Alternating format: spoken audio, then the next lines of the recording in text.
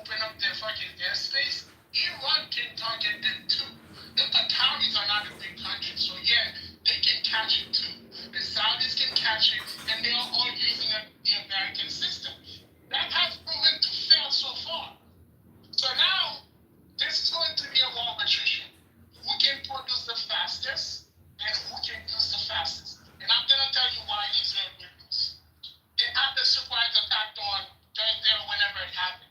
Then we see a de-escalation on the way they are attacking Israel, right? They use the drone, those run out. Israel doesn't have long-range missiles that can fly from Israel all the way to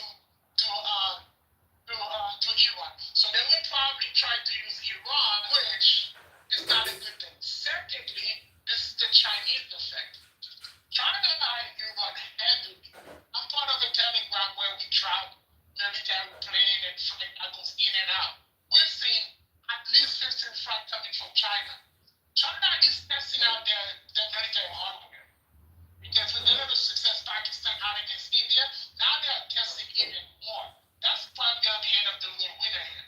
I think, in my opinion, this is going to be bad for Israel. And I think they need to have a come to Jesus moment before it's too late. Hilarious. Hilarious. Can I give you some pushback? All they need? Can I give you some pushback? All they need? No if you think that the Turkic nations are going to allow Israel to fall, you're going to have a very fun wake-up call, right? Because Azerbaijan has continued to launch missiles and drones from Baku towards Iran by the behest and order of Israel from Tel Aviv. And Turkey is also manning a bunch of F-15s and 35s in the air, blowing up whatever they can that's coming over the Jordanian airspace. Jordan really doesn't have much of an army nor a standing army to do anything. They're just a bunch of pussies. Everybody's known this. But the Turks and Azeris have very large standing armies that are very well equipped, and they need Israel to stay there because it guarantees their regional power, which is extremely important to the Turks in Ankara and Constantinople. They need this war, right? And they're tired of Iran posturing, trying to be the new regional superpower. Russia was supposed to come to the aid of Iran, but Russia's engulfed in a crazy war right now because it's wrapped up in this extremely more gruesome than it was a year, 2 years ago in Ukraine. Back and forth is crazy. And out of the ultimate exclamation point is Iran requested mediation conversations 8 hours ago. They were denied, and then Israel or the U.S. approached the West, essentially approached for mediation while they were being bombed, and Iran said, "Go fuck yourself." So they're going back and forth on their position too. They don't have a leg to stand on. I think that Israel will flatten Tehran by the time the IRGC can muster up troops, and that's with the help of the West, including the UK and the US. But don't you think, like, well, I guess it's kind of telling that while they were engaged in conflict with people in Gaza, they're just chilling, right? But now that they've engaged with Iran, the leader of Israel is in Greece, if I'm not mistaken, right?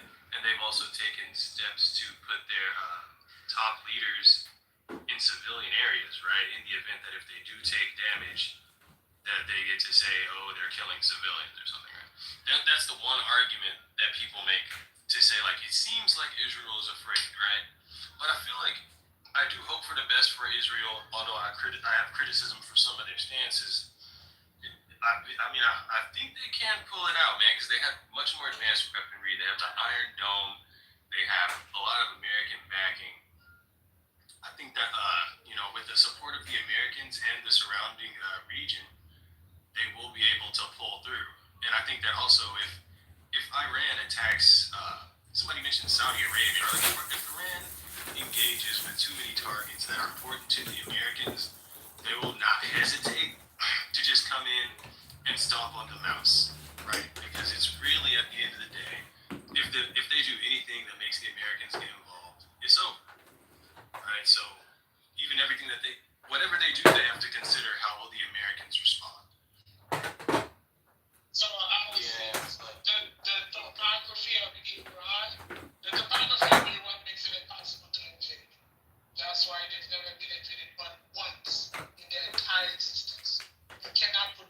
routing it on.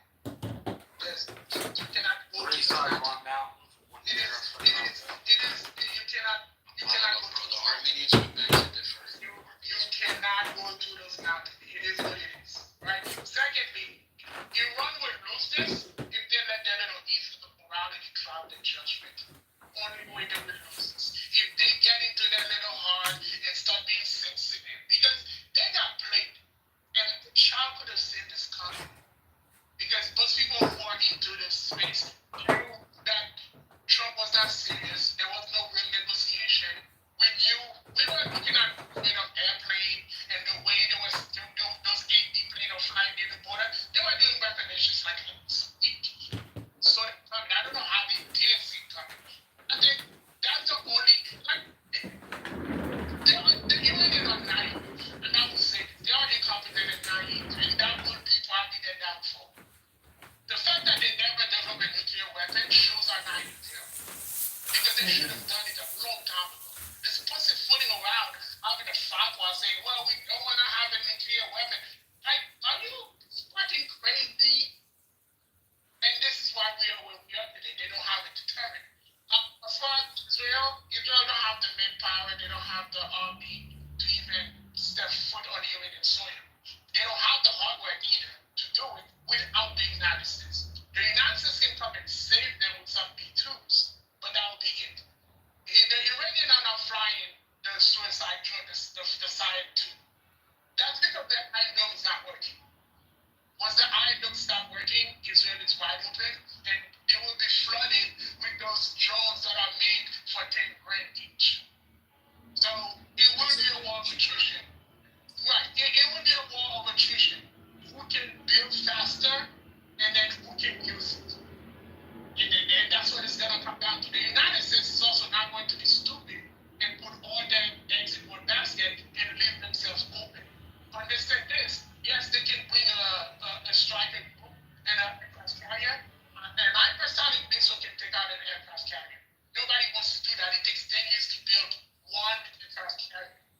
The United States doesn't have any definite amount of aircraft carrier, but we know Iran got almost 500,000 rockets. And that's a lot. This is likely just going to be a long-range artillery war. Yeah, most likely. I agree with what you said partially. Sure, it is exceptionally difficult to invade Iran, but it can be done. You're just going to face exceptionally heavy losses. It's a terrible idea. You're going to have to go through their Alps. They're highly defense. They have their own defense missile system. I mean, you're just going to get bombarded and crushed if you try to stage a ground war. It's not smart. Which is why the Israeli Air Force is taking the charge in the fight, because that is their best option. It is concerning though, because there are going to be limitations. Like, for example, we know that Israel is nuclear armed. We know that the yield of Iranian long-range missiles, it's not super high. So these aren't like vacuum bombs. They're not bunker busters. They're not going to do wide-range damage.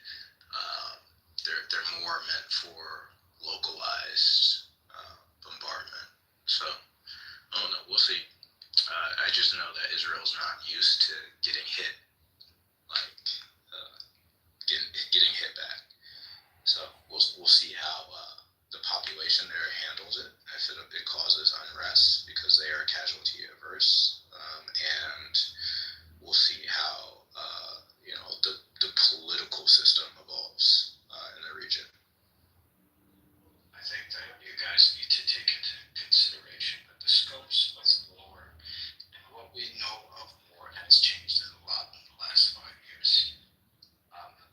Drone technology, missile technology, unmanned stuff, that's everything right now, right? And you cannot discredit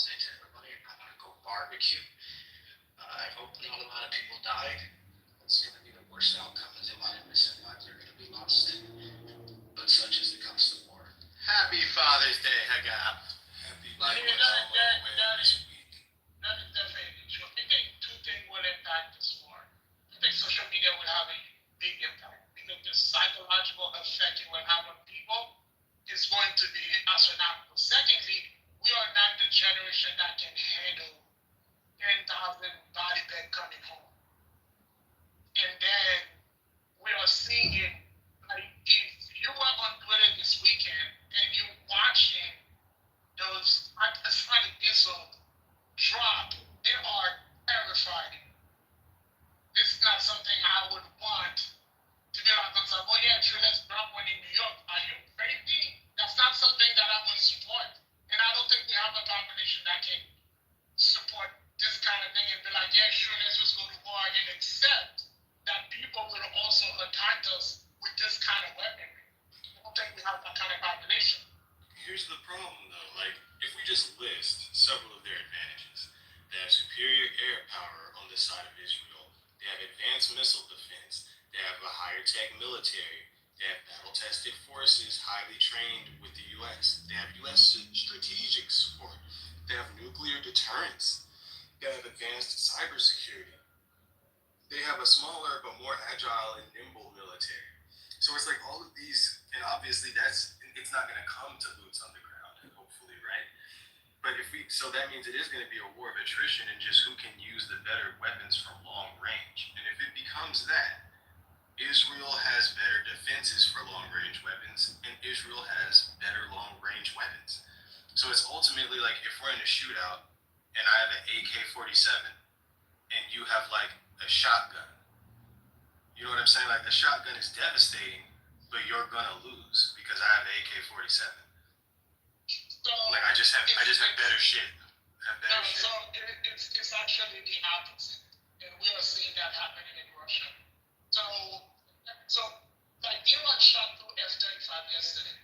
And F-35 has never been shot down before. This is the first time in the history of the world they shot down an F-35. It was a stealth plane. They shot two of them down. Now, this is the thing those little countries do, right? And F-35 is close to $100 million. The little drone they are using are 10 grand. So you would need $100 million to replace that one F-35. $100 million give them what? Another million little drones? And that's what war attrition did. We've seen that in Vietnam.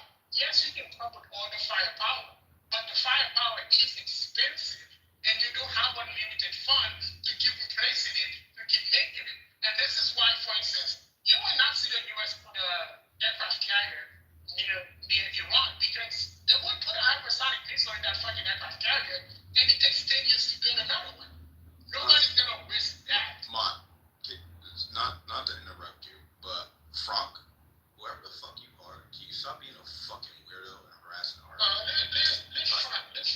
Frank is the French guy who's semi-retarded. Stop being a weirdo. To answer your question. No, it's not gonna happen. Nope. Frank is French. So we need to treat the French with the same regard we treat our lesser intelligent retarded people. Damn. Well, There's a class for that? Frank, you ain't gonna do shit to me. Listen, you ain't gonna. I'll leave it in the chat. Oh, this is Wolf Flag guy. Hey, Wolf. Bro, don't fall for it, bro. Frank is like undefeated. You can't beat the retard. I mean, I see what you mean about the Vietnam being a war of attrition, but I feel like we only lost Vietnam because we were like, fuck this shit, and left. Like, we could have stayed and won, but we were like, what the fuck are we doing? This is pointless. We don't even get shit. So we left, right? I don't think Israel has those same weak motivations. I see the point of the cost of the equipment, but Israel has more financial resources, so if they wanted to resort to alternate means, then they could, to like less expensive means, right? So I mean, if they run out of like $1 billion fighter jets, they can just release millions of those little ass drones, right? So it's like they just have more money and resources. So which means they're gonna survive the siege longer. Lucas, so this is the thing that I think you forget. I think the Vietnam War, it's not that America could not have taken it on further. It was impacting the people's lives. So as soon as it's not impacting people's lives, people in power are starting to lose power, or the grip on power. They don't want that. And I think this is why I feel like, again, I'm making a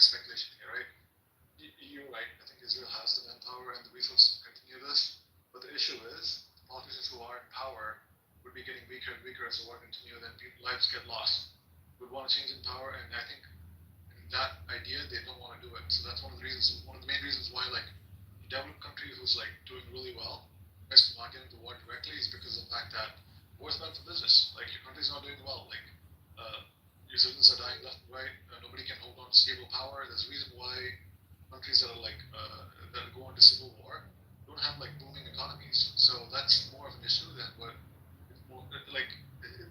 It's more of that to me than. Yeah, I don't think Israel can do this by themselves.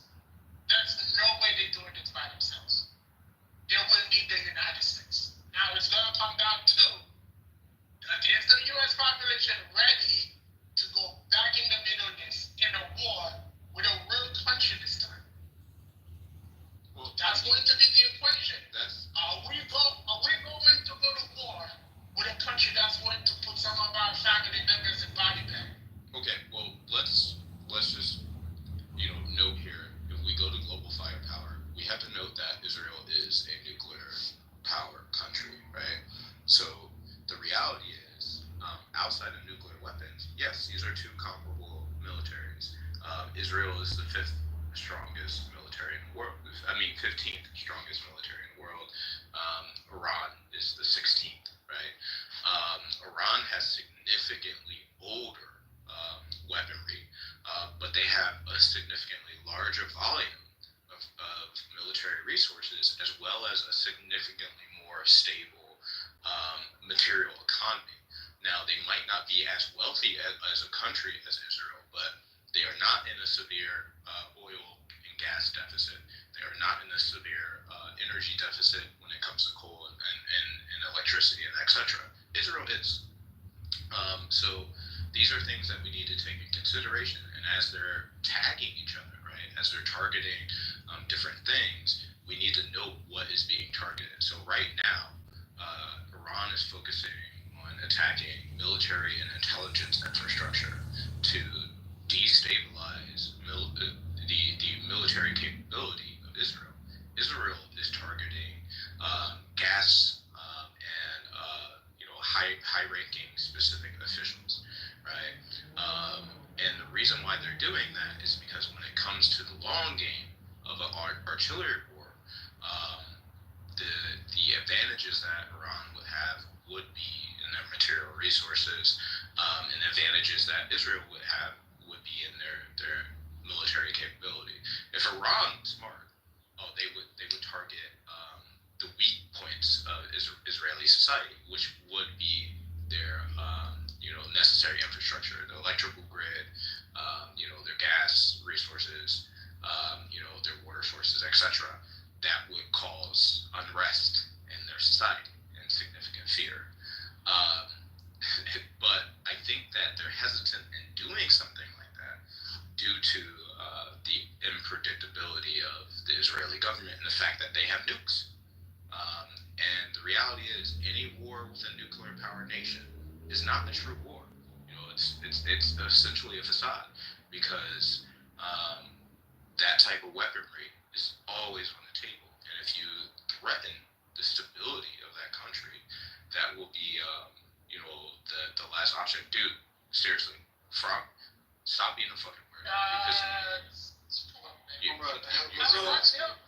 Just ignore Frank. That's just who he is. I'll be honest, Frank. I would not be surprised if Iran already has a nuclear weapon that they never announced. And I think Israel knows this, and I think people knows this, and they are trying to push that out. But I do think they have the nuclear weapon, and I think Iran is not attacking civilian infrastructure yet.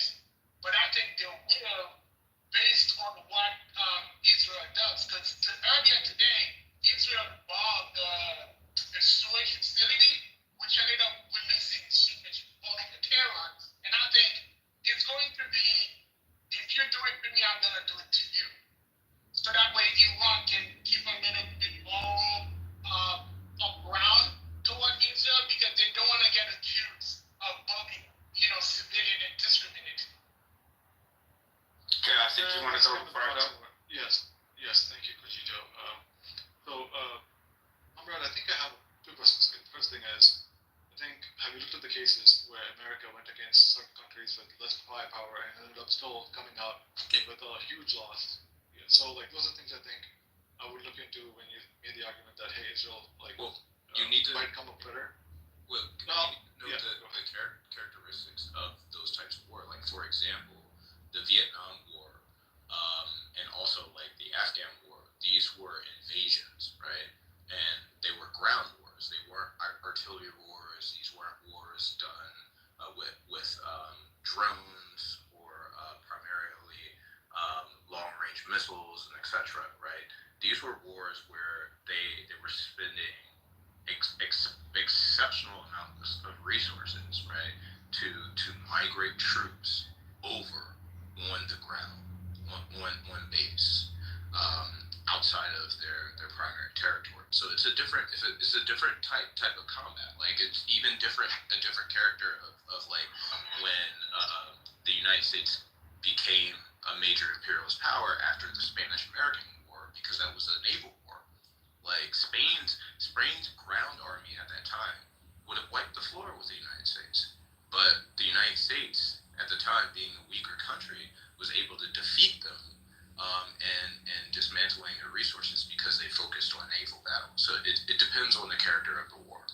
And since this is a long-range missile and artillery war, we're not sure what is going to necessarily happen yet. Don't the majority of experts say Israel has the upper hand? Sorry, Luke. I was going to say the second point. I think I agree with you, but I do we'll see. The modern warfare theater has changed for sure. So I would definitely have to say you have a valid point there. The second thing I would want to say is this: I think there is agreement with nuclear powers to not use nuclear force on a country that does not have nuclear weapons. But we don't know if Iran has nuclear weapons, which means that there'll be two nuclear powers fighting with nuclear weapons. It'll be interesting to see, which hasn't happened. That was the second point I wanted to say, and that's all I have. All right, I'm gonna jump in real quick. So, I try to like approach this in the most unbiased way. I'm not supporting either side here, but I think that it's deeper than this whole nuclear thing that has been, projected in the media and the reasoning why Israel said they did it, and I think it's poor justification. I mean, back in 2002, the U.S., other countries knew that they had like an enrichment facility, right?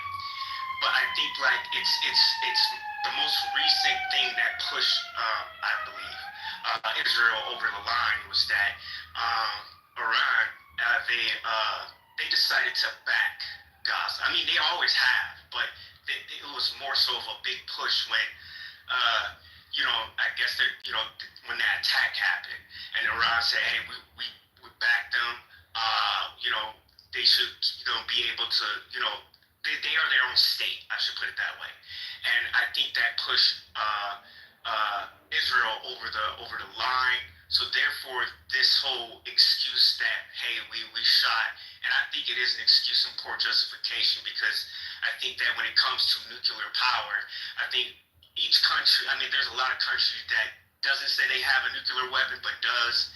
And it's almost like you sign a contract with the person, and let's just say specifically in this room, we made a bet where you sign an agreement or contract, and let's just say somebody renege on it and go, hey, I'm not going to, abide by the contract. Does that give a person a right to kill that person, right? Now, I think that it's stupid. It's like a bad way to justify that, hey, we don't like you, because there may be pointing to the regime in Gaza, right, the Hamas, there may be some type of connection between Iran and them. I don't know, that's deep, but I think that, Israel saw this as an opening to take a shot, and they did it. And for me, again, they have the backing of like U.S., and also Iran. Guess who they have as allies? China and Russia. So this shit can go like, I don't know, wherever. Ally Iran. That's not true. No, Okay, well, you can fact check it. No, they are. They've been supplying them with weapons since the whole thing started.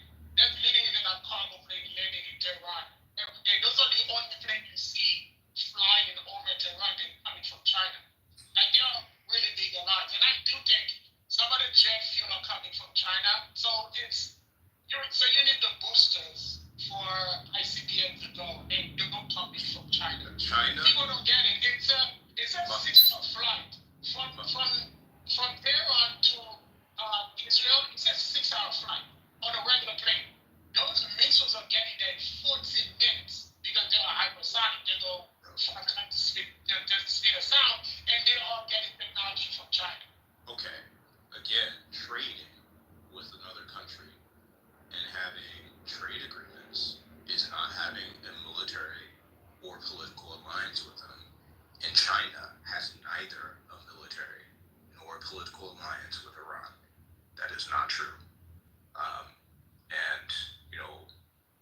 get you. They have a relationship, but an alliance is a completely different formation. Well, I mean, consider that if you just ask AI. Okay, you can ask AI too. Well, I mean, fuck it. This is just the reality. China is supporting Iran economically, diplomatically, and strategically. Okay, they don't. How are they not allies? Because an alliance is a very specific thing. Define it. Okay, I'll define it for you, and I'll put a link. Give me 5 seconds so I can get you. You're right. So, like, if you go to war and you're being supported economically, diplomatically, and strategically, that would be an ally in that war, right?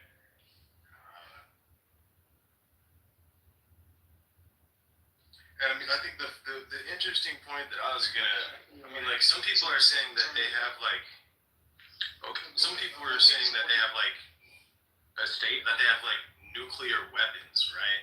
That no one knows about. I don't think that's the case. Yeah, I don't think they have weapons no one knows about, because, like, the strategic thing to do would be to use that as a nuclear deterrent, right? So I think they're still developing the nukes. Look at, so 2 things, right? The first thing is, you're right in the first aspect. World War I, Turkey and Germany had a secret alliance which wasn't known until I think while the war was going on, I believe. So that could also be the case here, we don't know. And the second thing is, I think even Israel hasn't officially declared that they have nuclear weapons. They just had brushed aside the question about it. They haven't like officially told anybody that they have nuclear weapons. It's widely understood that they have, so like that's another point that I want to like add.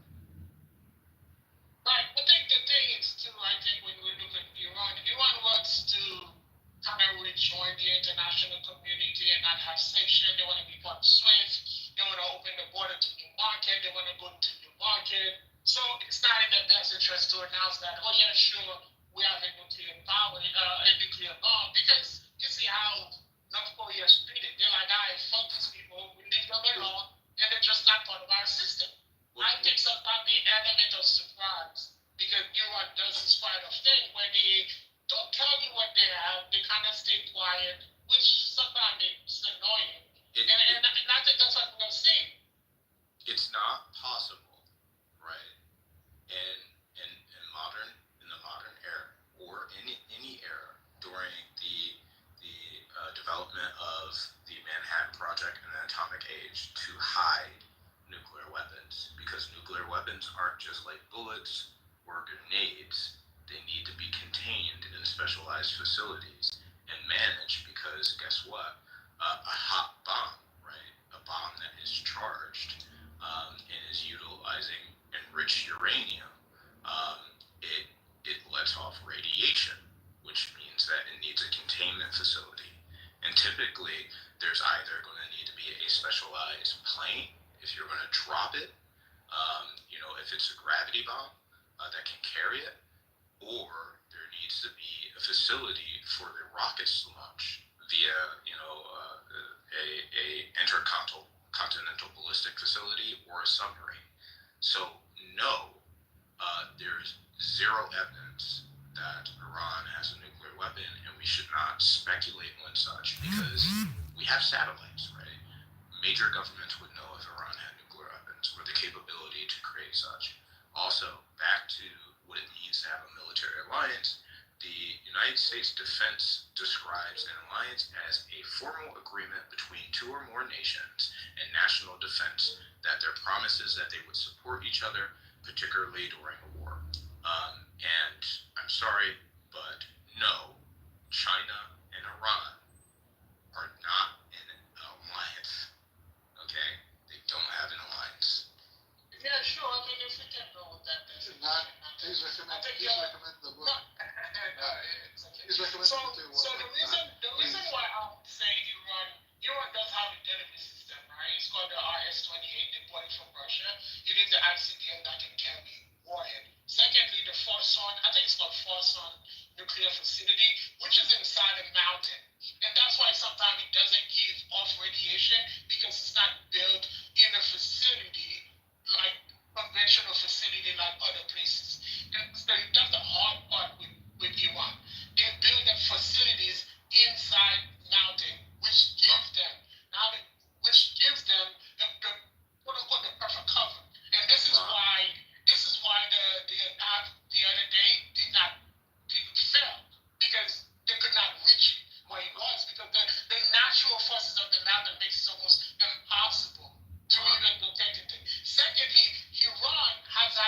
experiencing a couple of low 4.9 earthquake lately in places where earthquake normally don't happen. And we do know that North Korea tested their weapon underground. And we are seeing the exact same sign that Iran is displaying the exact same sign that North Korea displayed when they were testing their weapon.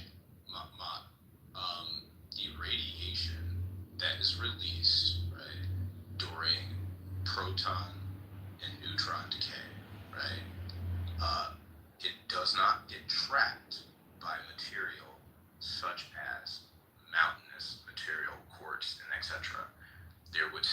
People would still be able to detect, protons and neutrons streaming through the Earth. We do this all the time. It's how we carbon date things, actually.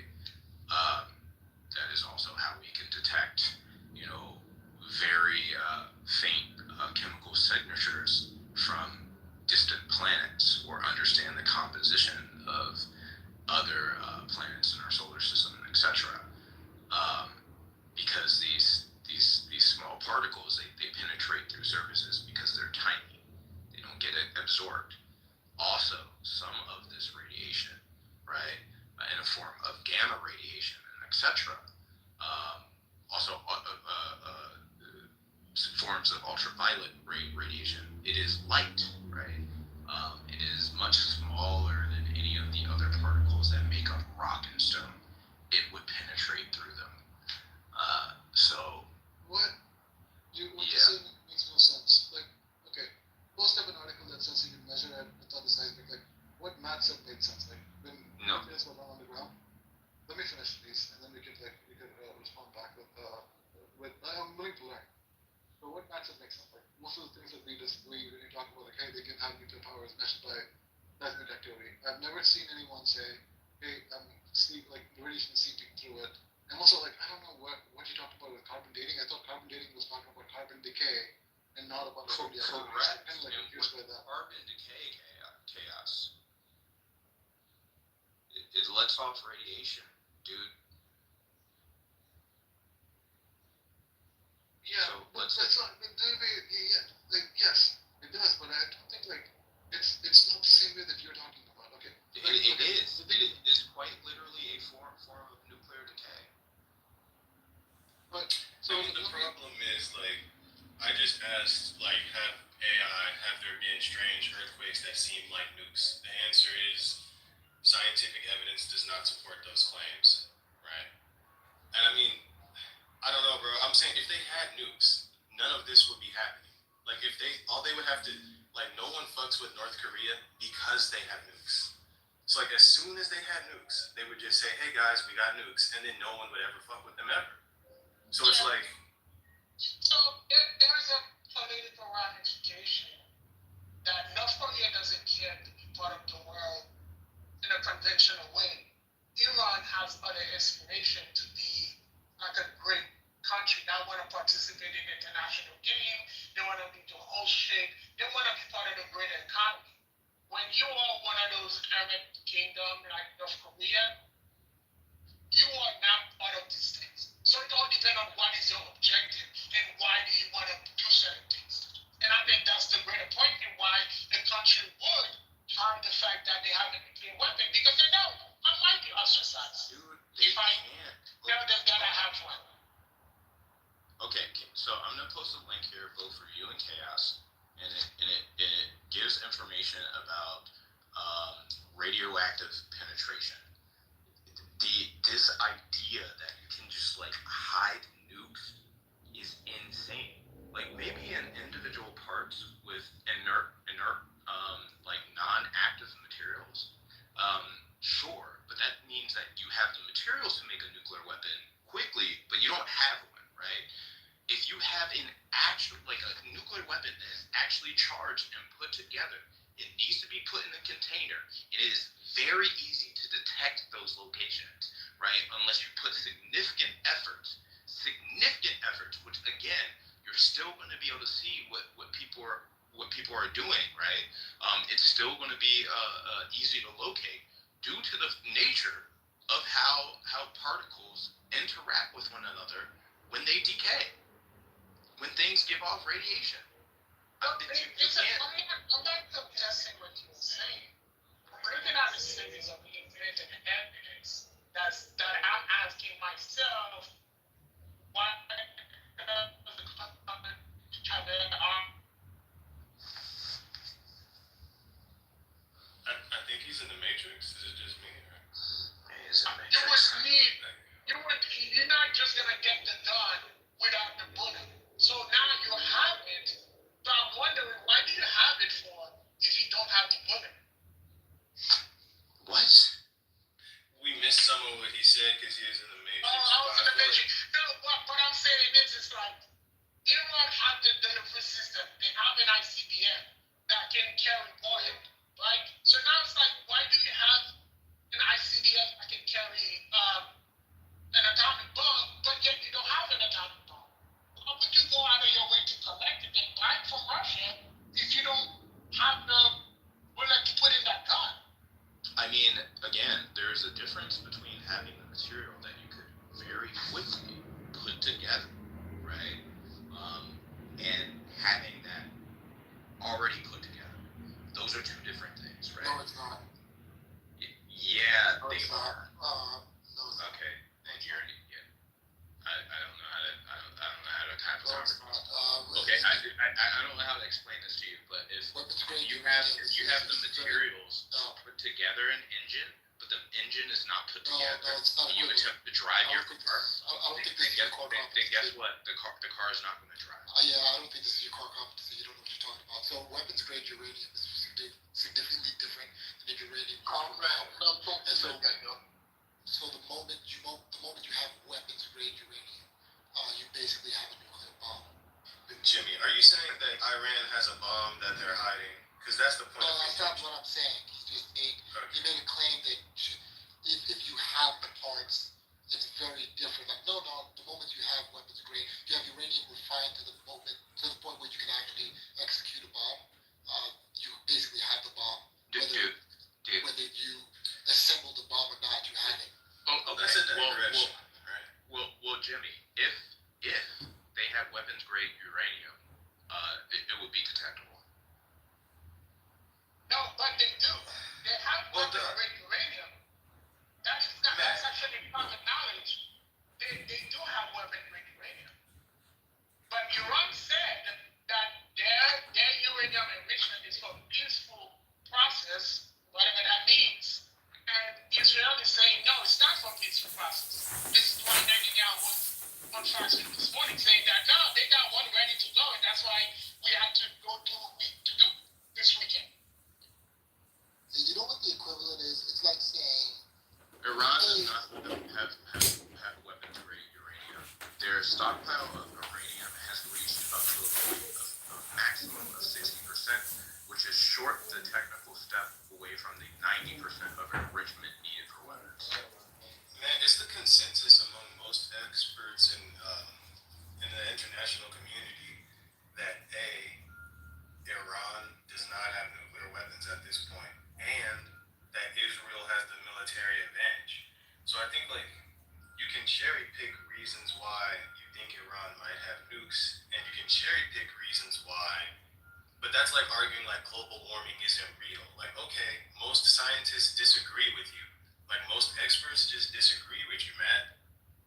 all right, so you know what it's like saying, hey, I'm not armed because the bullets aren't in the gun. My bullets are separate from this gun, so I have no gun. And that's not correct. You're still armed. You're one technical step away from being able to kill everyone. Right? That's what They do not have a nuclear weapon, dude. I'm sorry. There is no nuclear bomb. 60%. There's no gravity bomb. 60% enrichment. Look, Dude, you're talking about a physical material. This You are is not not a core talking about a competency. chemical weapon. This is just not a core competency. You don't understand. No, How you're the easy one it that's is. under. I'm dropping Jimmy. Unlike you, Jimmy. Unlike I'm you. in the space. I don't give a fuck. I'm in the Unlike you, space. I don't care. I'm in the- If you're saying just don't know what you're talking about. you're a Zionist, I especially don't give a fuck. So unlike you, Jimmy, I have. What does that have anything to do? You don't even know whether I'm a Zionist. You just said I'm in the space. I don't know what the fuck that means. But anyway, I'm gonna move on to my Yeah, point. the power generation. Anyway, whatever, dude. Power generation. Unlike you. Yes, my company builds power plants. I know how this. I know how this works. I know how nuclear weapons work. You basically okay, whatever, dude. You have no idea. You basically contain. You have no idea what it means to take uranium. Sir, let him make a point, man. Let him at least make a point. Go ahead, comrade. My point is, unlike you, I've provided evidence and posted points of my source, right?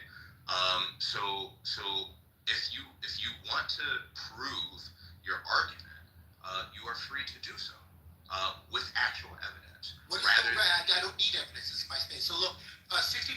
So 60% to 90% enrichment. What's the technical step? And how you have to contain the uranium, right? And somehow create a charge system to create the interaction where it starts offloading, right? It's no, you're talking about 60% to 90%. 90% is in weapons grade. What's the technical step and how short is the RAM? Go. I'm not sure, actually. Go. You don't know. All right. Okay, then say it. All right. It's about a week. Okay. It's about a week. All right. So what's your point then? It would take them a week to make a weapon, or to get weapons grade uranium, because that would be your point. It wouldn't mean that they have a nuclear weapon. You basically, it's like I said, it's the same as saying my ammo isn't in my gun. I have no gun. The ammo is not inside. You can just easily put it inside. No. It's literally equivalent. Here's the question that Jimmy has to answer then, right? Because Jimmy is saying what they have is tantamount to a functional nuclear bomb. If that's the case, why aren't they being treated as a nuclear threat?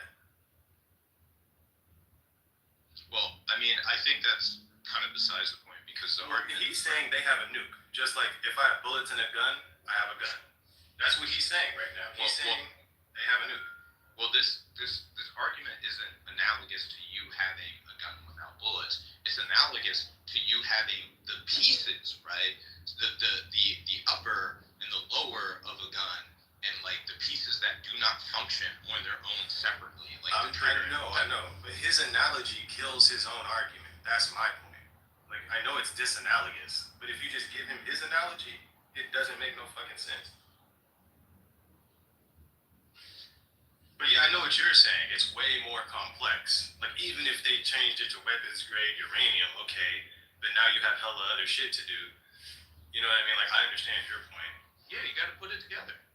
They don't have a stockpile of nuclear weapons just sitting there. It's dumb to say that. So what was the point of the attack by Israel over the weekend? I mean, on Friday revolution? I said it was a petty bourgeois revolution. Very petty bourgeois revolution. Which it was. I know, I can answer. Yeah, Che Guevara, the Castro family, all of them, like the Castros were former plantation family, and that is why Fidel felt disgusted by the nature of Cuba basically being a slave state and a mass sugar plantation. He was raised by Haitians, so that was a natural course of things. I mean, his family was pretty well off. No, I know. His dad married the banana guy. What do you call it again? The fruit guy daughter. That's who his dad married. But his mom was a mistress, and Castro grew up with some Asian farmers, and that's where he got the ideas from. Yeah. I don't know why would it matter that it was petty bourgeois as opposed to Well, no,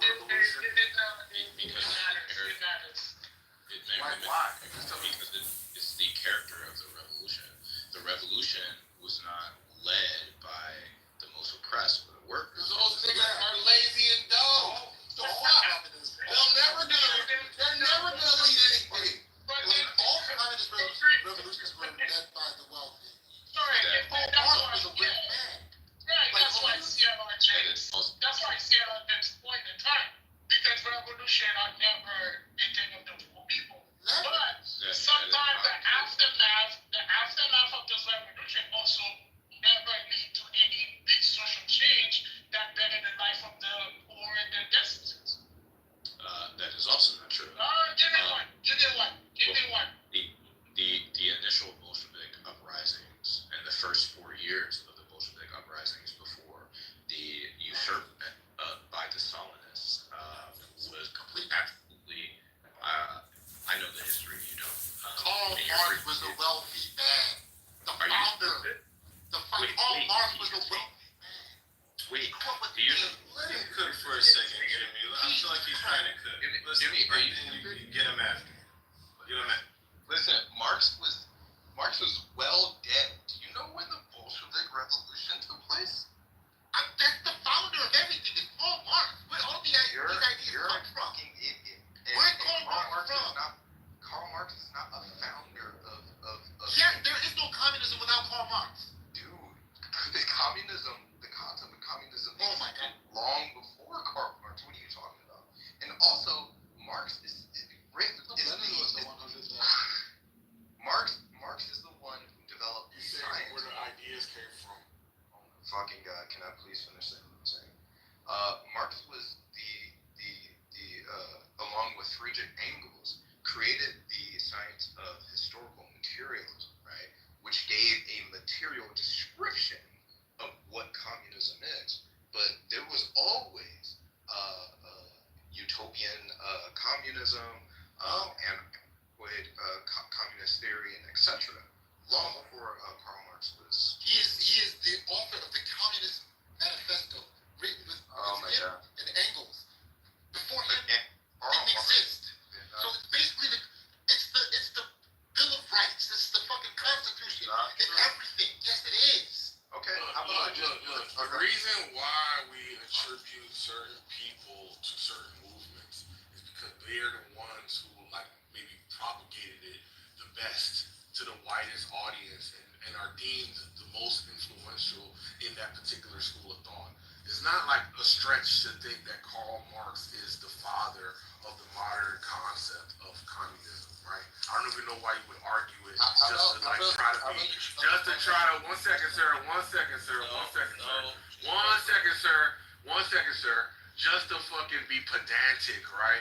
And petty, no pun intended regarding the petty bourgeois, right? And I'm sure you're a revolutionary and as soon as you got some power, you wouldn't see yourself as being like a less than or disenfranchised from the people, right? Because I'm sure you have delusions of grandeur and revolution that you wouldn't preclude yourself from because of your economic status and your education level, right? You still deem yourself a worthy leader. Yeah. I'm almost done, bro.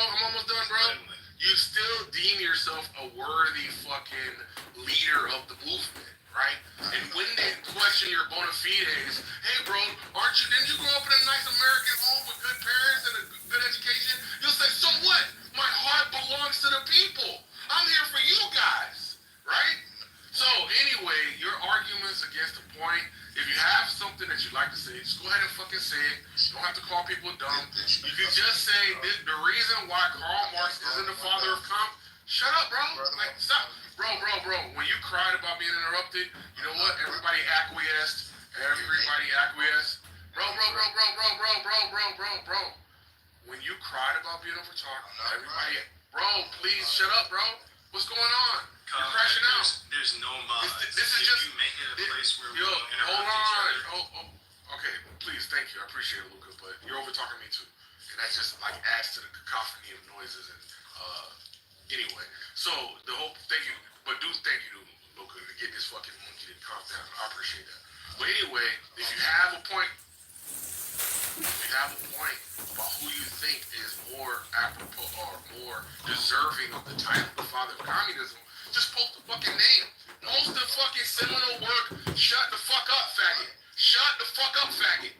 Post the seminal work that everybody appeals to. Shut the fuck up, faggot.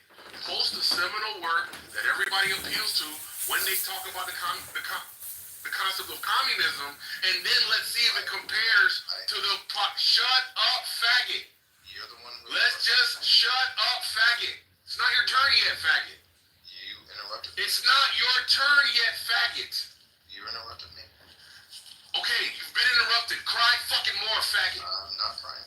You've got it out now. You were interrupted. Now, shut up, bro.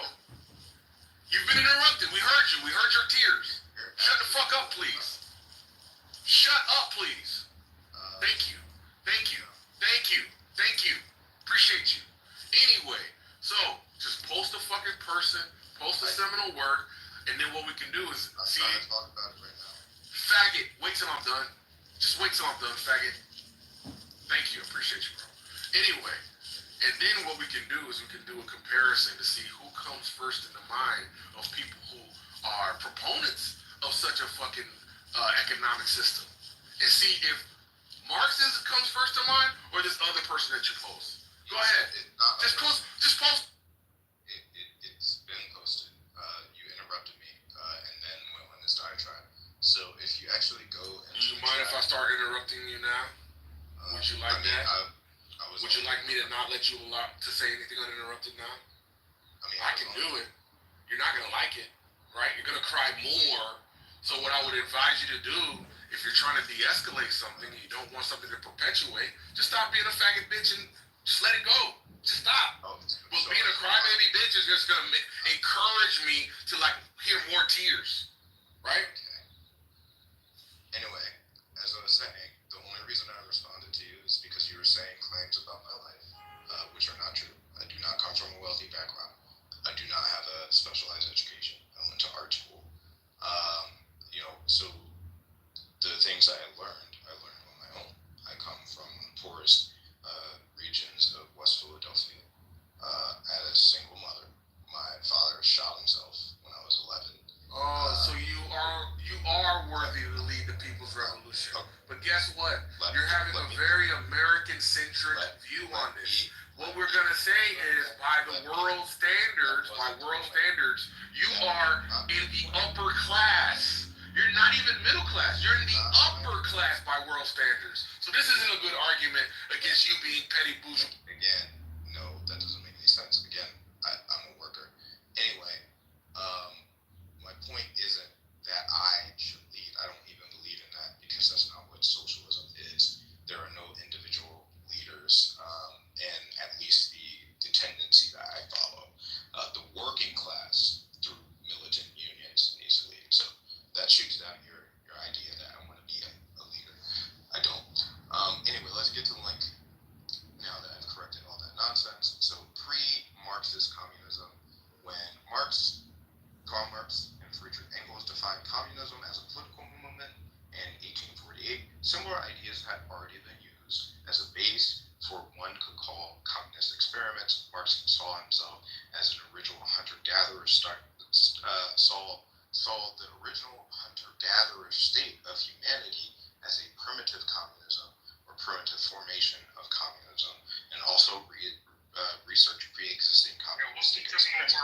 None of that makes work. Okay, look, Conrad doesn't understand what I said. You don't understand what I said. Here, Karl Marx created an exportable political system, a way in which a society could be rearranged and organized. That didn't exist before Karl Marx. And I'm saying that he is the founder of communism, a system in which another country can adopt and apply. That didn't exist. You had a bunch of fucking unions running around. That's not a system. It's just a bunch of niggas that are unionizing and organizing against them. That's not communism. That's not communism as a society. Karl Marx created that. In the same way that Adam Smith, capitalism existed before Adam Smith. Before his work, The Wealth of Nations, you couldn't. There wasn't a list of attributes, detailed attributes that a system would be identified by as being capitalist. Before Adam Smith wrote The Wealth of Nations. How things get produced. How things ought to get produced. How people ought to be compensated fairly in the free market. Before Adam Smith, that didn't exist. Do you get me? I'm not saying, nobody's saying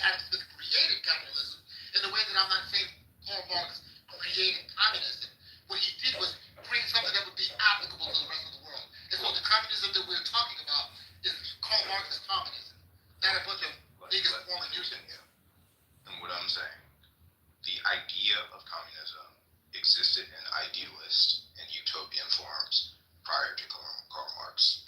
Nobody said there wasn't like a proto-communistic fucking view. You're not the last. Again, bro, post the person in the seminal work that we should appeal to in terms of communism. If not, you're just being a pedantic weirdo, as per usual.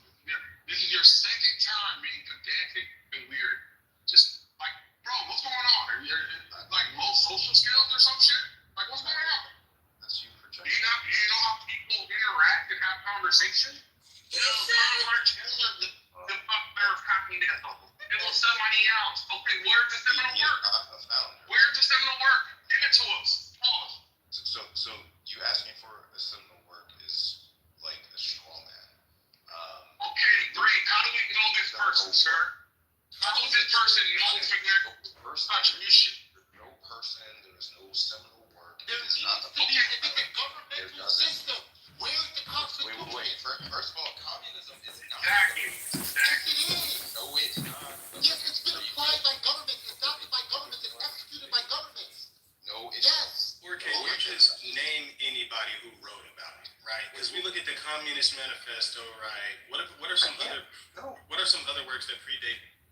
Well, I mean, if you go into link, they talk about the philosophy of communism and its idealist forms and much of pre-modern. It's not like he's talking about an atomic thesis of communism, like different thinkers that contributed, right?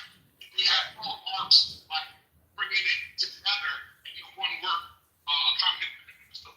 Well, no.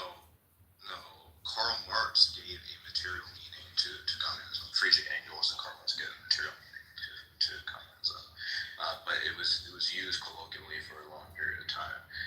Also, it is important to note that communism is not a government, right? Karl Marx and Friedrich Engels describe communism as a stage of society, a stage of human development. And once society reaches that stage, you reach a state of stateless, meaning that there are no nations, right? Classless, meaning that there's no specific way and manner that a group of individuals need to toil, and nor is that managed, and moneylessness. So this idea that communism is a government application is just backwards. That's not correct. I would have always thought that communism is like impossible bullshit, but now we have like AI, and in a few more years, like the robots can already think as good as people, if not better, right? Once they create like humanoid robots that can execute with the fine motor skills required to like be a plumber, be a construction worker. Like the interesting thing is like the educated people will be replaced with computers first. Then they'll make robots that can physically replace the people that stack boxes and like do all of that shit. Then there'll be no jobs. Like jobs will be deleted in like 300 years. And there will just be like technocrats who own the world, right? As a side effect of that, there'll probably be like some revolution where people just take control and everybody has robot slaves or some shit. That sounds far-fetched, but I think that's probably what's gonna happen. And that'll just be fucking communism. That's a high-ass thought. Let me put my blunt down. I mean, it sounds great, but I don't think it'll get to that point. I agree with Concrete. Like, just boil it down to just like human behavior. I mean, communism is a good economic theory, and I think like some people some people use it wrong in terms of just like, let's just say for example China, and some people may call them like a communist state, which isn't. I think like a good example would be just like here in America where you have the libs, they are more so trying to be progressive in terms of communists. I mean, it's not like, I don't know, highly like relevant right now, but I just think that is the best way they're trying to get to, and like this outlook of communism. But I don't think communism is a thing. It's a good idea, But then again, in comparison to human behavior, I don't think we'll be able to reach that point.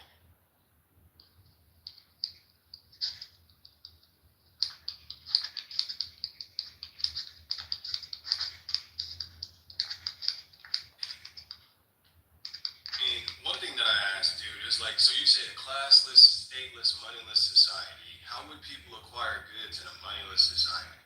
Goods and services. How would you? Well, again, it's the stage of society. So when we're talking about stages of society, this is like akin to the Industrial Revolution or the Agricultural Revolution, which means that we reach a point of either social organization or productive development that necessarily changes forever the way that we function, right? For there to be a communist society, our productive capacity would have to reach a point where it meets all of the needs of people on Earth, right? And if all of our needs are met via what is generated, we generate enough energy, enough food, enough water. We're readily enough connected that we can travel freely. There's enough homes to house all people. The necessity, the need for fiat currency. I think you've misunderstood my question. Like, I think you've fundamentally misunderstood the question because I'm asking you. I think you fundamentally misunderstand what I just said. No, but I've received your answer before, so that's how I know you don't understand what I'm saying. So I'm saying, in your world, I wake up in not your world, being pedantic, right? So under that worldview, which if I wake up in the morning and I want to acquire milk, how do I do that?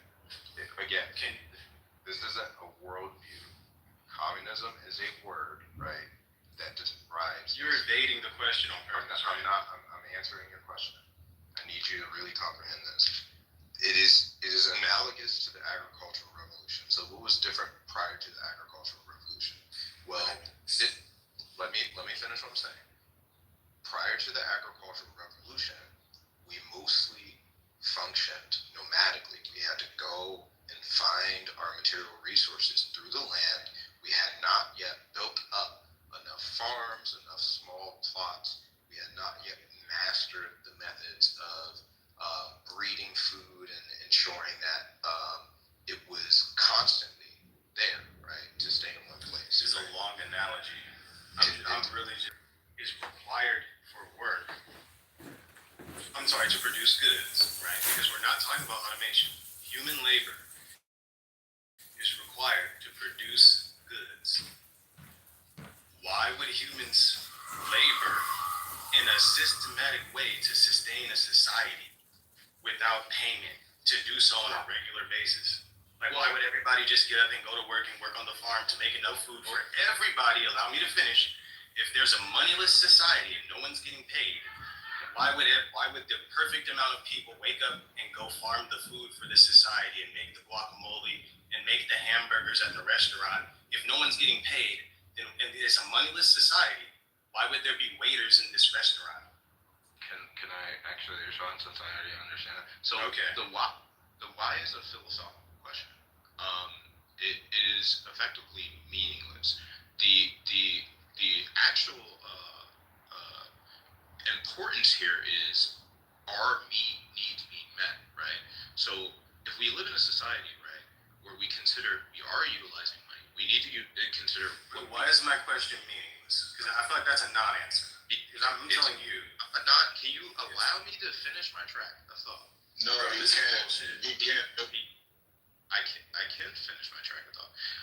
In a society, right, where we do spend money, why are we spending it? Well, people are paying the rent. They're paying for the roof over their head. They're paying for their gas. They're paying for their electricity. They're paying to feed themselves and take care of their kids and etc. So the money is primarily being spent on fulfilling the needs of the people. In a society without money, where an economy is planned, where there is material abundance, right, and the needs of the people are being met, the question is, what is the purpose of the money? So the why would be, rather than asking why are they working without money, no, it's saying what are they working for? They are working, right, to provide what is necessary. They are working to provide for needs. Understood. So I need this building that I live in. I don't know how to build it. Now, in a society without money, why would construction workers build this brand new apartment for me to live in? Maybe because we live in a collective society, right? Where again, there is a planned economy, and those construction workers may have the skill at building homes, but they might not know how to grow food. And maybe you know how to grow food, and they want to eat, right? But they understand that in order for them to eat, right, all the people that grow the food need a home. I understand that, and the thing is, you have a stateless society too, right? Not, that doesn't mean there's no form of government. That just means there's not like a state. And I understand that you can have organized systems of production without having a state. Totally get that. But without I feel like without any, you're saying that people would feel inspired. Like, okay, you're saying because there's no financial compensation, right?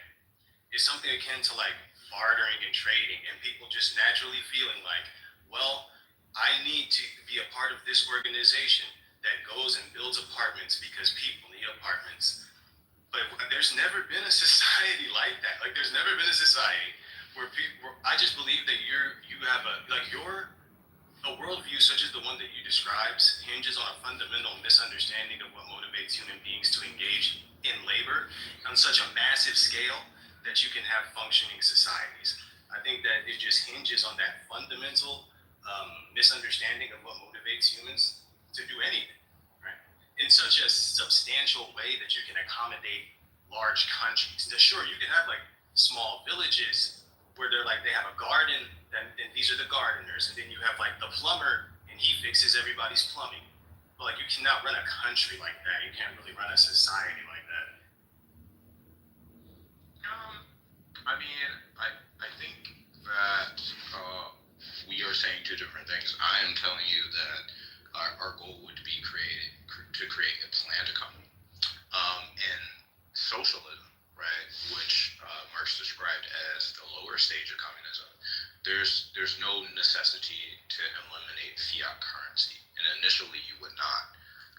You would have to transition because you would have to build up the unionized connections of Soviets in order to exchange resources. These type of things aren't something that you decide to stop using. You wouldn't just wake up and say, oh, we're not going to use money anymore. They would need to die away, right? The necessity of money would need to die away as society gradually changes. For example, during the agricultural revolution, and this is why I brought it up, as we started to plant food in different places, at first, the food that we were planting and breeding didn't have large yields. They didn't have large fruiting bodies. It wasn't enough calories to feed all of us. The food wasn't widely diversified. We had to breed these foods. We had to plant them in specific areas. They didn't survive every season. That is why you see even after the agricultural revolution that there were severe famines. It took time, gradually, right, through development, for us to create a system where we could stay in one place. But once it was in place, it was commonplace, right? That's just how it was. Disanalogous. So the reason why that's disanalogous is because you're saying eventually the day will come where we don't need money, but people will still go to work. And I'm asking you, what will motivate these people? Because the work is necessary.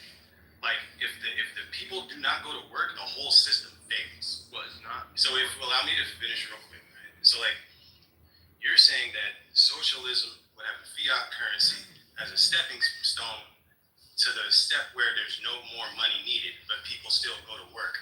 I'm saying you skipped a step, and you never allow me to ask you a question. Are you saying that socialism with a fiat currency will be a stepping stone, and we will progress after it establishes such abundance? Will establish such abundance, right? That we will that through means perhaps that I haven't understood, the need for money will become unnecessary and it will slowly be abolished, but the plumbers will still be plumbers and the teachers will still be teachers, and the guy that comes to kill the rats and get the roaches out of the apartments, he's still gonna come do that. But no one's getting paid any money, but everybody's going to work, right?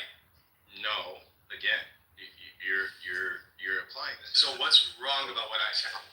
You're talking about work. No, I'm talking about these are needs. Like, I need this apartment built. She needs an exterminator. Those are not wants. Those are needs. Concede that those are needs. What I am saying.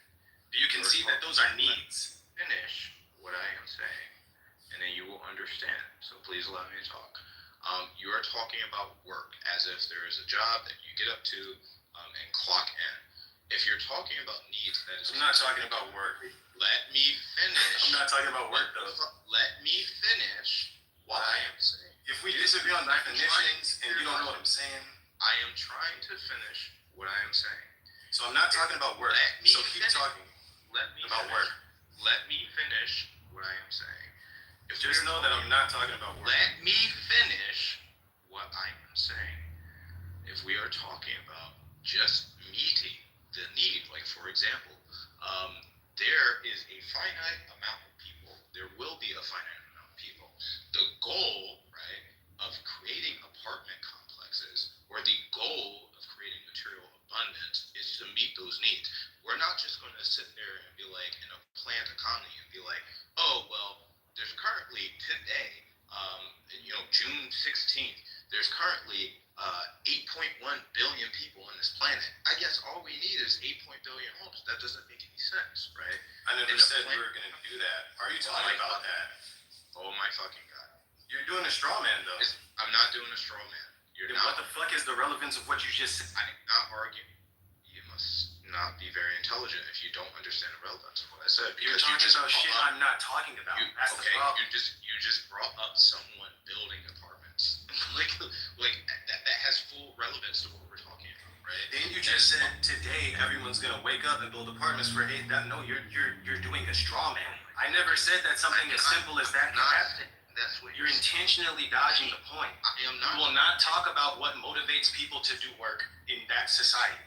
You will not say why people do work. You just tell fucking stories. You know what? I don't know how to pronounce your name. I'm just going to say Kane. But I need you to comprehend that when you talk about motivation. This guy's retarded. He's fucking dumb. When you talk about motivations for people, that is a philosophical notion, right? Okay. Well, you rage quit. Whatever. That was interesting.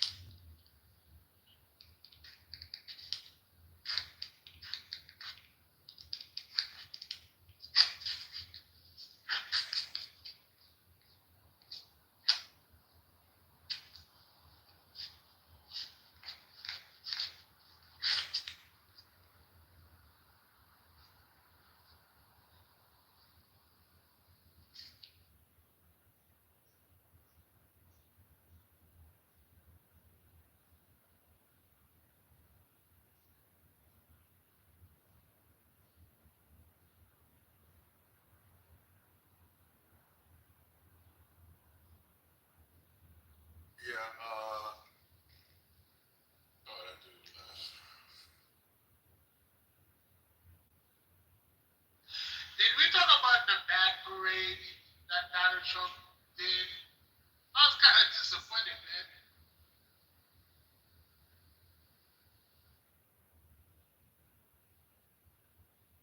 His birthday parade? Yeah, man, I was kind of disappointed at the parade. I was expecting some nice shit. We're good at putting this kind of shit together. It was cool. So Are you cool? So Matt, what you're telling me is that you and your family wore matching Donald Trump "We Love You" t-shirts and shorts and went to the parade and were highly disappointed. Is that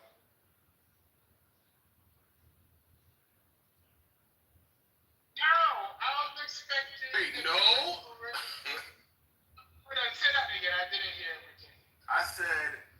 take it that you and your family wore matching "We Love Donald Trump" T-shirts and went to the parade. You spent the day off and you went to the parade. Is that not what happened?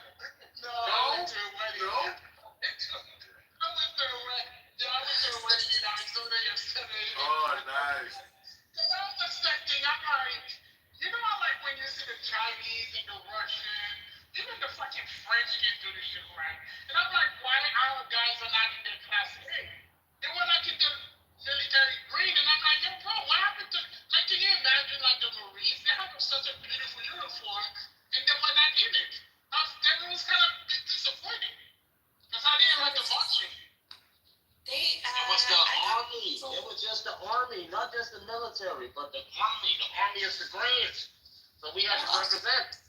Also, they did like cool stuff. There were people there cheering. The people that attended were happy.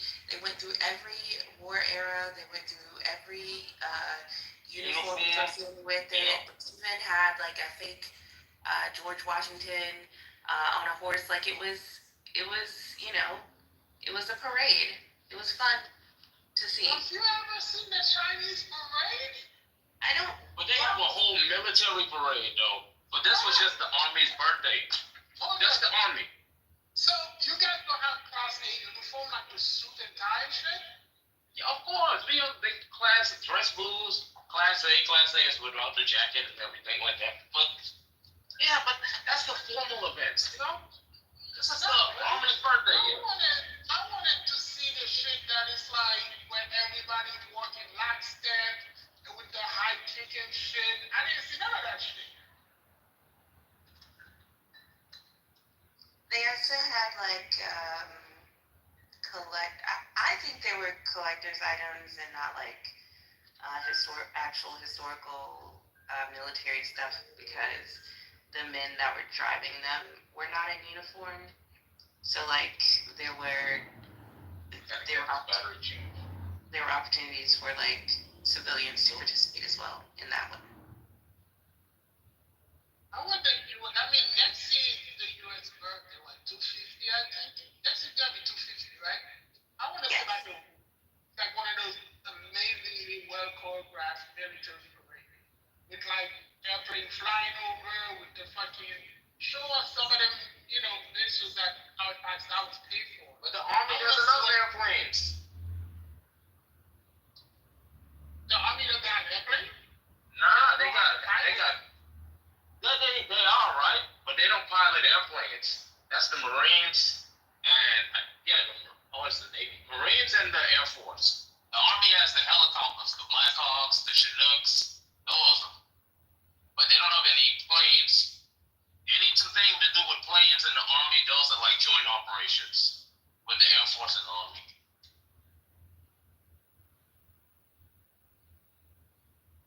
Why do you want to call it Donald Trump's birthday parade?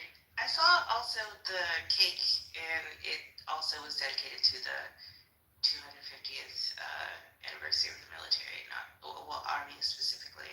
Like Trump wasn't actually. It didn't say Happy Birthday Army, but also Trump.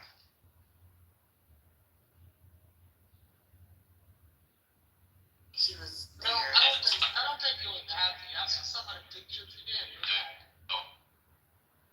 Does he ever? I mean, he could have had a piece or something. I don't know. I'm expecting, like the way the Russians just did Victory Day, and that should look good. That should look good. I was expecting something similar. I feel you, man. But us, the winners, don't go out there and showboat, The name alone does it. You ever do like they tell people who are, you don't want to go out there like you love it. You want to blend in. I think that the U.S. was the one like that. It was a modest. North Korea, when Russia do it, they go all out. Because they're trying to show that they do have power. Right. But the people who have power, they don't need it. Oh, they're both dictatorships, maybe not just like. Oh, well,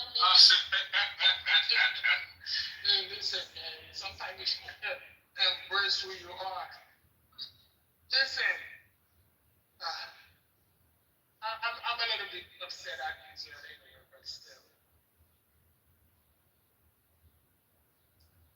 What do they have to do with the No, parade? not the parade, right? No, next week is my wife's birthday, right? And we were gonna go to Aluga in Saudi Arabia. Now we have to cancel because them niggas is just, making shit not safe in the region. Like they could have waited a month or something, but now I gotta scramble and find something else to go do. I'm so glad that you are prioritizing, your wife and her birthday. I don't think the rest of the world is beholden to that, though. Yeah, I'm not sure it's my And happy choice. birthday, Mrs. Not. Not sure it's my choice, but you gotta do what you gotta do.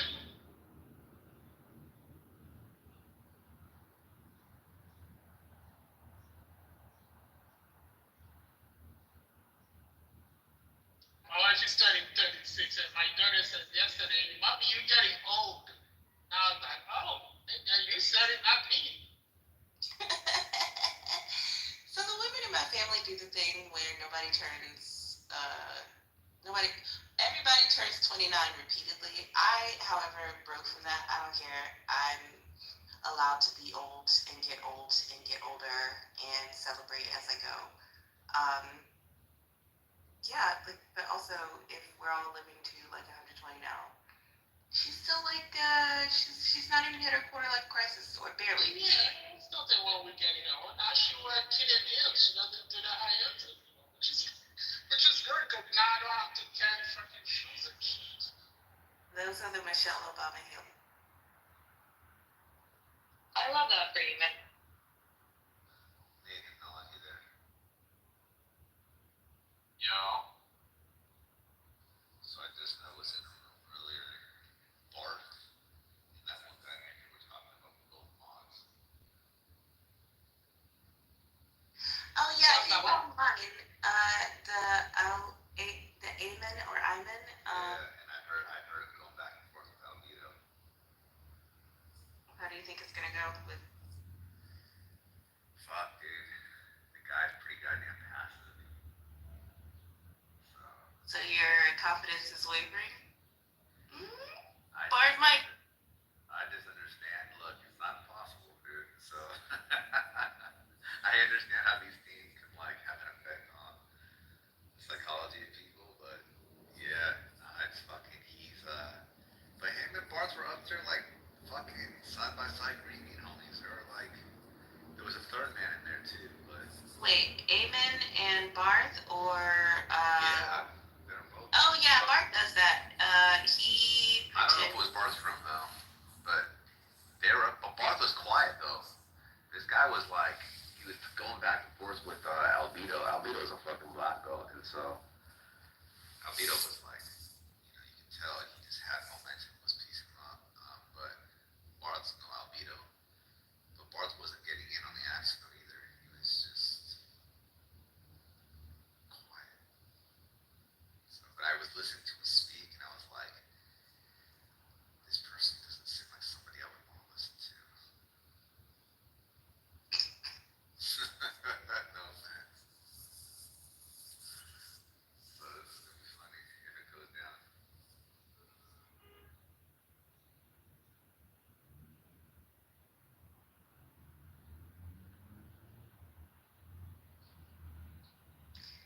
So you would prefer someone who's more a personality match for Barth, like really high energy. Remember that guy that dated Lion? He's like, oh, I cut you. See, I cut you. Remember that shit? I don't think I was there for that. Listen, I like Lion, but he got Lion. It wasn't even close. In combat, if you get a 10-8 round, it means that you dominated. And I think it was a domination. I think Lion got any shots because he brought it to Lion, brought it hard, and then at the end, Lion was like, "Oh, you're an FBI agent." Oh wow. So, yeah. So if it's that's preferred, but I don't get to choose. So I still have faith in Bart's stupidity. So.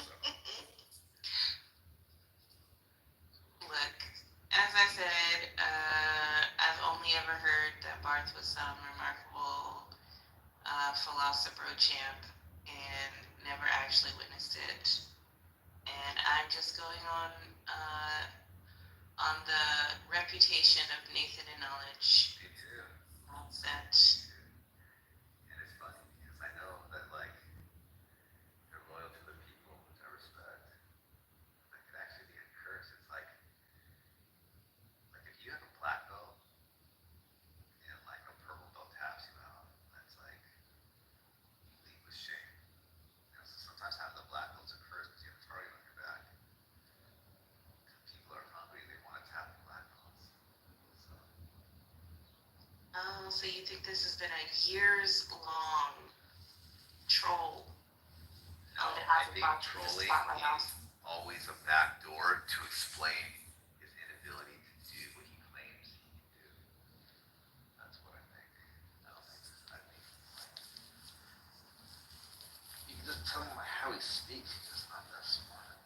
I know that, dude. I was fucking special ed, fucking third grade. I know what it is. I know what it's like to not spell. You gotta think of a fucking alternate word because you can't fucking write the word down and shit that you really want to use. I know what that's like. I know my kind, trust me. Do they put the ADHD kids in special ed? They did with me. Fucking. Yeah, but that was before, you know. Yeah, I don't know what they do now.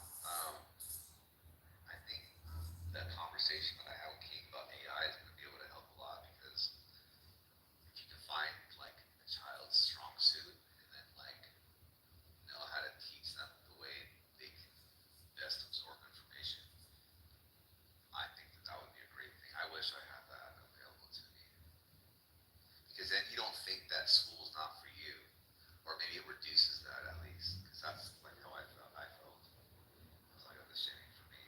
I'm not like a school person. Yeah, I look forward to that being incorporated into more schools. There's, versions of it out there at the moment, at least one that I'm aware of. Yeah. Got that new AI too that can make movies. Yes. Now Hollywood isn't done. Bro, look, think about it like this, Mike. Technology always trickles down. What I mean by that is, what we got is the bootleg version of the stuff the Hollywood was already utilizing. Yeah, I understand. Yeah, you're right. Okay, so here's what I mean by that. You know how what YouTube did to like mainstream media? I think that this AI like movie generator shit is gonna do that to like Hollywood, where now people are gonna be like just able to put out their own content and it can get famous and it's not gonna require actors or like movie sets or anything like that because the work's gonna be done for them. That's what I'm saying. I know. I see what you're saying. Well, I think it's gonna be like a subscription-based thing on like a lot of the models, like some of the rigs and all that other stuff. Maybe you might have to pay for that. Maybe for likeness. I don't know. I don't know how they're gonna do it, but definitely Hollywood is gonna benefit from this. I don't think they're done. I think they have a huge stake in this. Yeah, you're right. Let me change it. What I mean is like just like the actors of fucking sex couches, stuff like that. I think that's. I don't think that's. You don't have to do that anymore. What about a premium on actors? Maybe the market might become less saturated, right? Because right now it's oversaturated with a whole bunch of actors and everything like that. Now, you might not need extras and all that other stuff. They can be AI generated, you know. But if you want something authentic, you'll pay a little extra money for real actors instead of AI generated. There are limitations on it. Right now there are. Yeah, I see what you're saying. Yeah, I was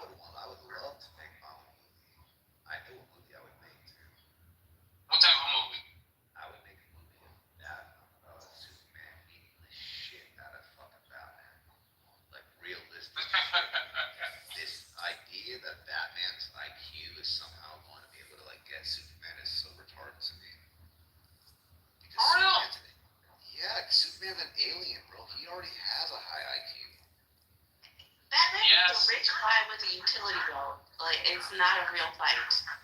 It's not a fucking fight. You stay in the sky and you shoot your laser and it's done. But that's the thing, in that world, when you have a lot of money, it's like you have magic powers. You can do anything with money. Nah, you Say can it. do what Superman can do. You can't take a punch to the face from Superman. You can buy something that can do what Superman can do. No, Superman is powered by the yellow sun. Right? That's why he's different than other Kryptonians. And as long as he has the fucking sun, then guess what?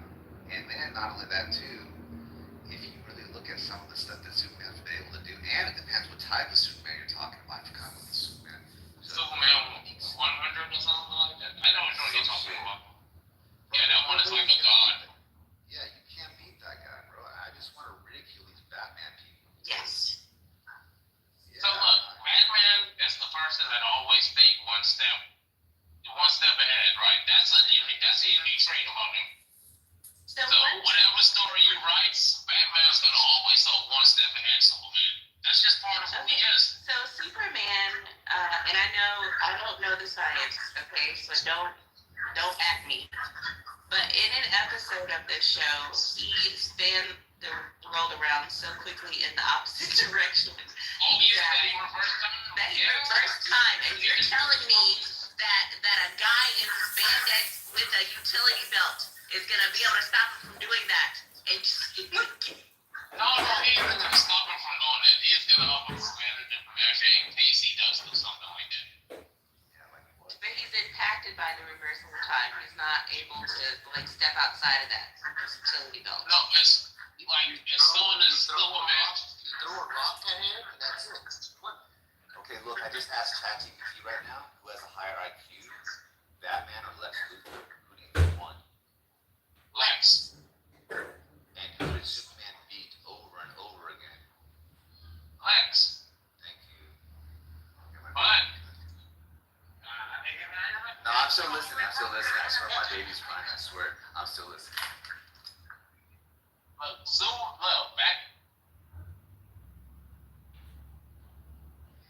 Your audio went out, Nathan. It's right here, protocol measure. Sorry. Yeah, Batman had a protocol measure, right? Just in case something happens to the Justice League. And he had a way to neutralize everyone. Even Superman. If something happened where this information got out there and they were killing off the Justice League, Superman was gone because of Batman's protocol. The Flash was gone. Everyone was gone, bro. I guess the point. The story writers see that it doesn't mean that it can happen. Like, what was the protocol? But it did happen. No, dude. Like, the only way Batman beats Superman is if Batman starts harming fucking innocent people. That's it. Batman. No. Batman all he needs is a canister of kryptonite. Yep. Yeah. In gas form. And if Superman happens to try to attack him in such a way, it will just trigger this pressure, and the kryptonite gas will neutralize Superman. No, you see, this is where you're wrong, because Superman can travel at such a speed where he can demolish atoms. That's how. Yes, that means before anything can even be reactive, Superman has already been in another fucking universe. You see what I mean? When you look at the Superman.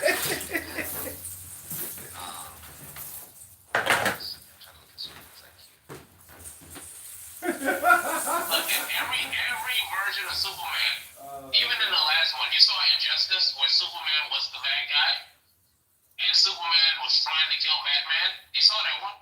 That movie? I didn't see it. It's when so the movie was the premise was that Joker killed Lois, and this turned Superman into the bad guy. He was like, forget it. Like my reason for existence is over. I'm just gonna make everyone, I guess, bow down to me since that no one else can do it. So he ended up becoming like this king. So what Superman did was Superman reached out to another Superman, and that Superman ended up in a different dimension, ended up feeding that Superman.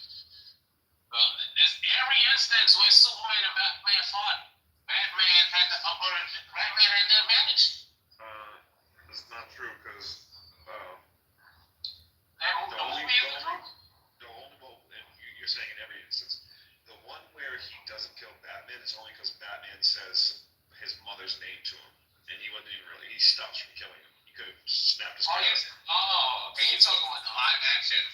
I'm talking about like the animated one based on the comics. So one of them is like an orphan that had a good family that loved them, and the other one is Batman. So if one of them was, so like ridden or riddled with childhood trauma, that the mere mention of his mother's name would send them into like shock and tears. Also, that person would be Batman and not Superman. Did you watch any? Nathan, did you watch any of the What If series? The Marvel What If series? The Marvel one? I didn't see season 2, but yes, I saw all of season 1. I didn't finish season 2 though. Well, I think it was season 1 when Ultron gets. Yes, that was when he kept on going. Yes. Yeah, what I'm saying is, in the scenario that you guys are talking about, Mike mentioned it earlier, but like, remember when he just literally shoots the beam out of his head and cuts Thanos in half? Like that, he doesn't even have to get close to Batman. No, I agree. Listen, I agree with you. Superman does have that capability, but being able to utilize that against Batman, that's why I think it's going to be difficult. You might just think that Batman is just some mere human, but no, Batman isn't just a mere human. Batman is the human. In that world, he is the number one human. Smart, strength, all of that, man. He's like stronger than your average human, smarter than your average human. No. Yeah, he is like a... Bane killed him, though. In the comic books, Bane killed him. Nah, Bane broke his back. He didn't kill him. Oh, that's a good point. It's the human versus Superman. I think that in all cases, we have it that Batman wins. Yeah, they'll say, I don't know if you know this, but in the comic books, there's one of the comic books where Alfred, the butler, kills Superman. So, I don't know how Superman.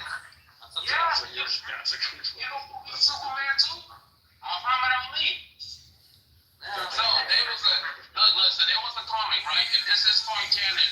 That what they did was they flew Superman to a different planet, right? And this planet had a particular sun. And this sun allowed him to be just like a regular human. And him being a regular human, right? Not having the superpowers, strength and all that, but he still knows his techniques and martial arts and all that other stuff. He went against Muhammad Ali in a boxing fight. Muhammad Ali whooped that man's ass. If Muhammad Ali can do it, come on. Batman. But this was Superman not as super. So look, I just asked ChatGPT. I said, in all logical possible worlds, who wins the majority of fights between Superman and Batman? And it says Superman does. Thank you. I think it's biased. It's not biased. I don't know. It's just smart, logical.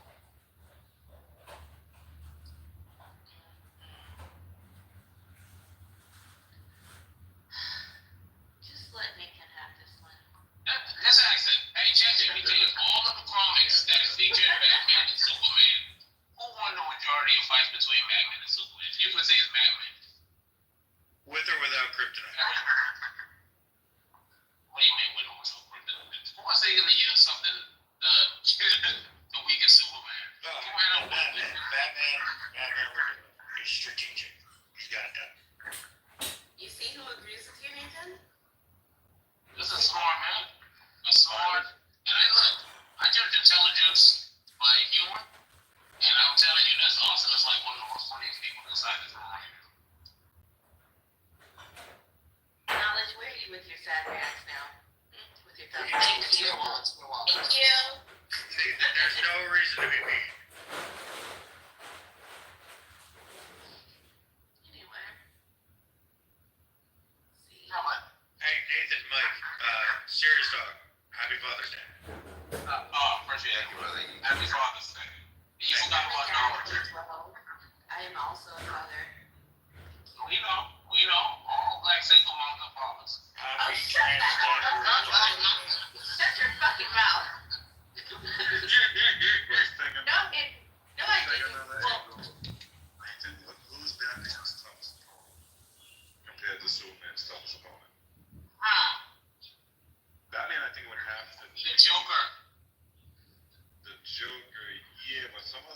actual powers though too.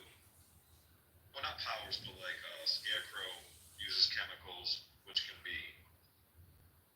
That truth gave a nice breakdown of like Batman. Yo, these are real things. We don't really watch on the live action. It does, right? It does, right? Right.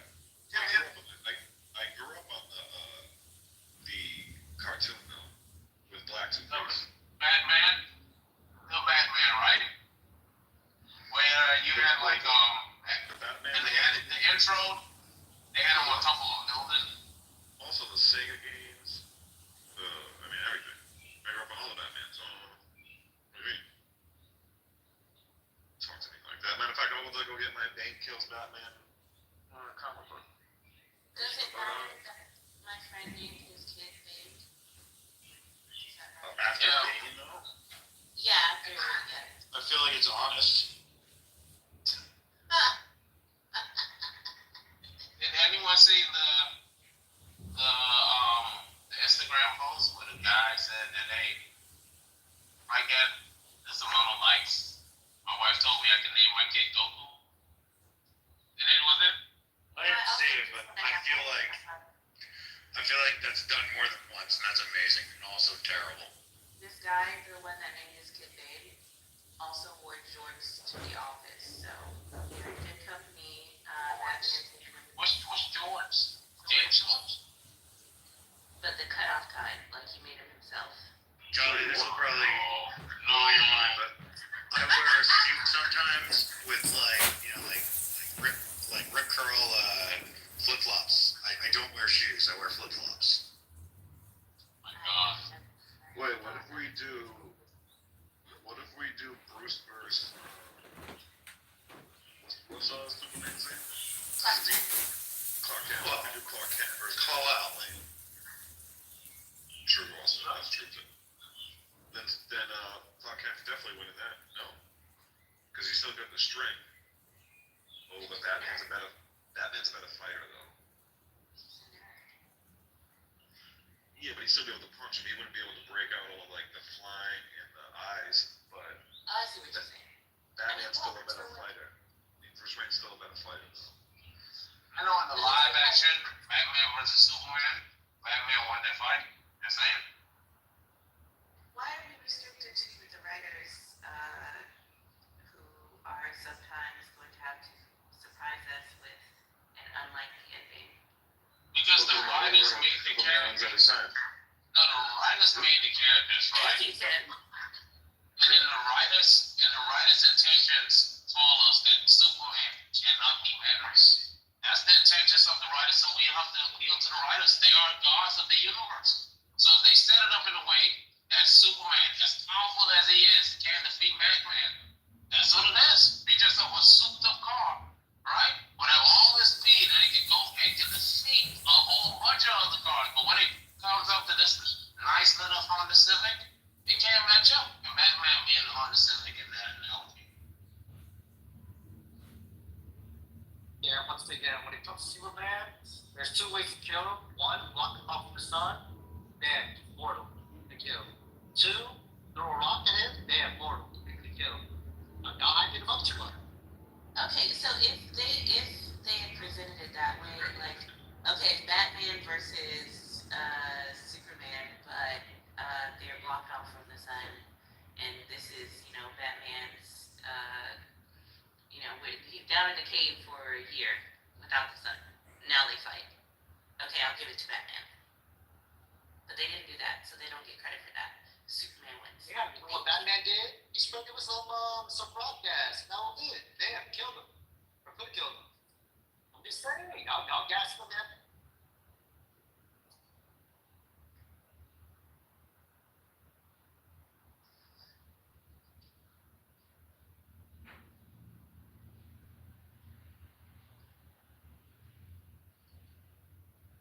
And if we're gonna keep it a buck, I think the strongest superhero is gonna be Sentry. I think Sentry will whoop Superman's ass. You remember that debate they had about Thor versus Superman? And so one of Superman's weakness back then, I don't know how it is in different universes, but one of his weakness was magic. He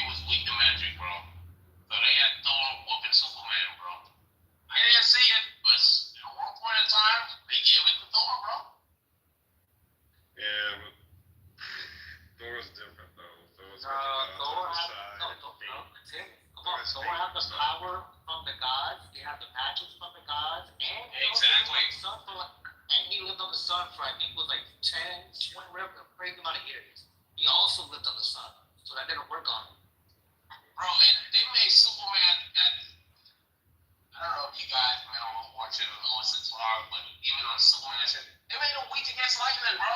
Remember that time lightning struck him, and then his powers went to someone else? If anyone remember Lois and Clark? I don't remember that episode, but that was, yeah. I was one of the best Superman back in the days, man. Yo, a skunk has me cornered right now. Okay. Good luck, my brother. But speaking of that, Lois and Clark, wasn't that the Avengers of those two guys? Lois and Clark, Lewis and Clark, you mean? Not Lois.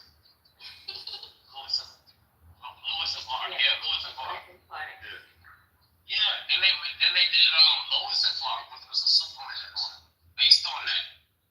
That's not What are you talking about? What do you mean? Yeah, I'm getting that wrong. I'm just making shit up. Yeah, I thought I heard that someplace. I thought I heard that too. They had the Native American girl, I want to say, what was it, Sacagawea or something?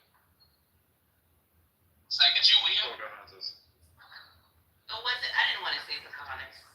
Pretty sure. Wait, no. No, Sacagawea is Lewis and Clark, I believe. Okay. Pocahontas felt racist. No, I didn't think about it. I think even Pocahontas could beat up Superman.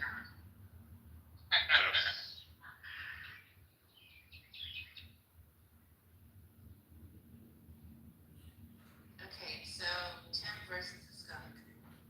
Who wins? I walked away. I won.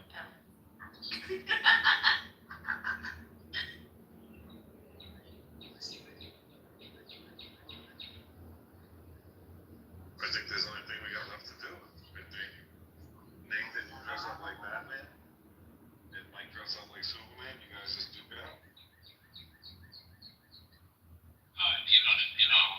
That's all bad. It's because you're black. I just thought about it. I think Miss Marvel would beat up Superman. She don't have any weaknesses.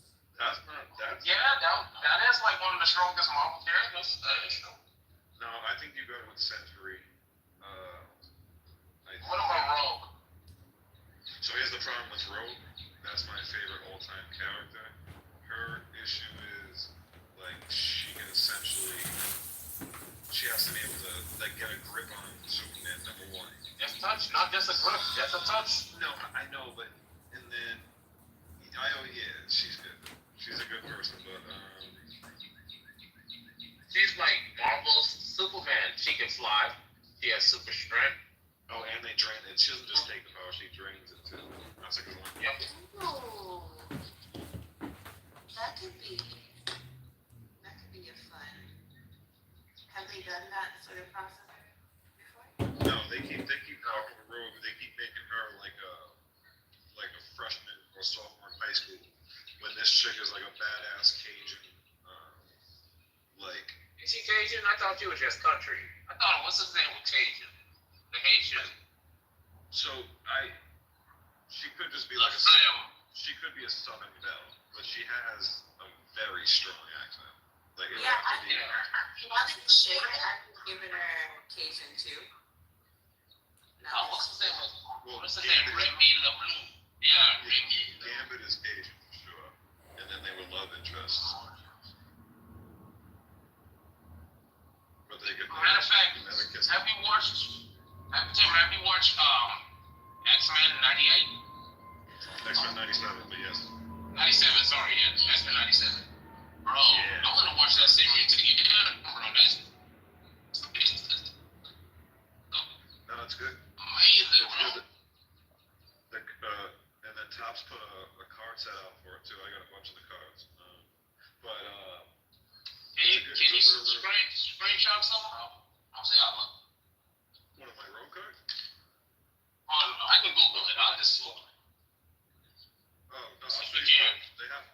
I have one on eBay right here. Check this out. I got an autograph. Let me see that. It's by the artist. I have it on eBay right now. Let me take a picture of it. It's by the artist that drew, or I think it's the voice actor of Mr. Sinister. Oh wow, that's cool. It goes for like $50. I'm trying to sell it for 75, and I'll wait till I get an offer for 50. But it's pretty badass. Because it's the artwork taken directly from the show. See, I'll be judge of art. Yeah, Ladislav. Batman versus Superman, who wins? If you're available. Alrighty, Batman, right? I mean, if he gets prep time. Thank you. Oh, but no. If he got prep time, if he knows what's happening. Listen, Batman, like that's the way they wrote it, man. He always has a protocol. Check out PTR. I'll check it out.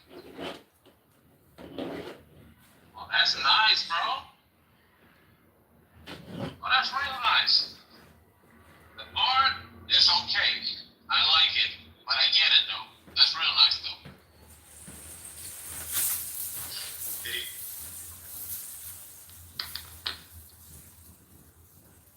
No. That's a autograph card of the voice actor of Sinister. Oh, that's tight. So you It went goes to to 50.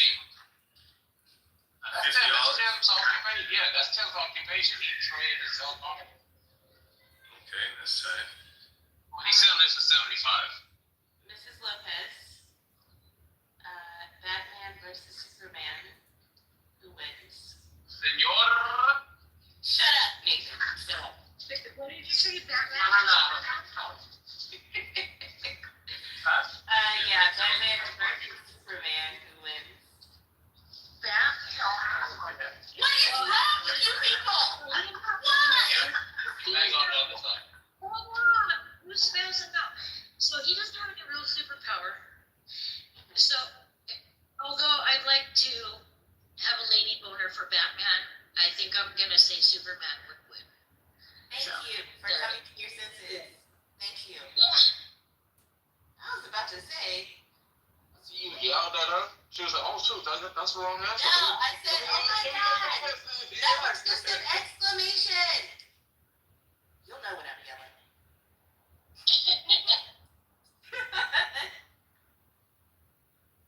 I'm easily excitable. I just am on mute most of the time. So, anyway. It's like, who's smarter though? Tony Stark or Batman? Probably Tony Stark. Tony Stark. That's a good question.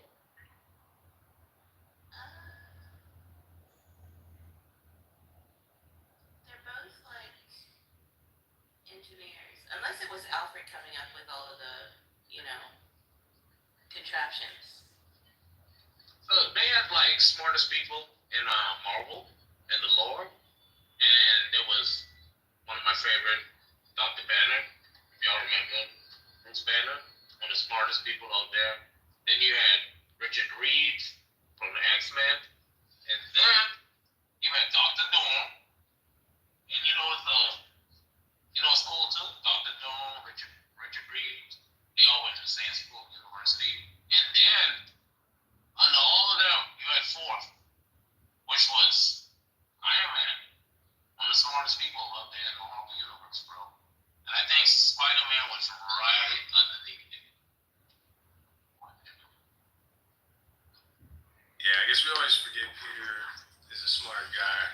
I guess I feel like Batman, he's an idea guy, but he doesn't make his own shit. So like, if you left him in an island, he couldn't make shit. But if you like leave Tony Stark on an island, he'll come back. He'll fly back in an Iron Man suit, Right. You're saying. So, if he had Alfred along with him, but no, it's just the two, then I would say Tony Stark, because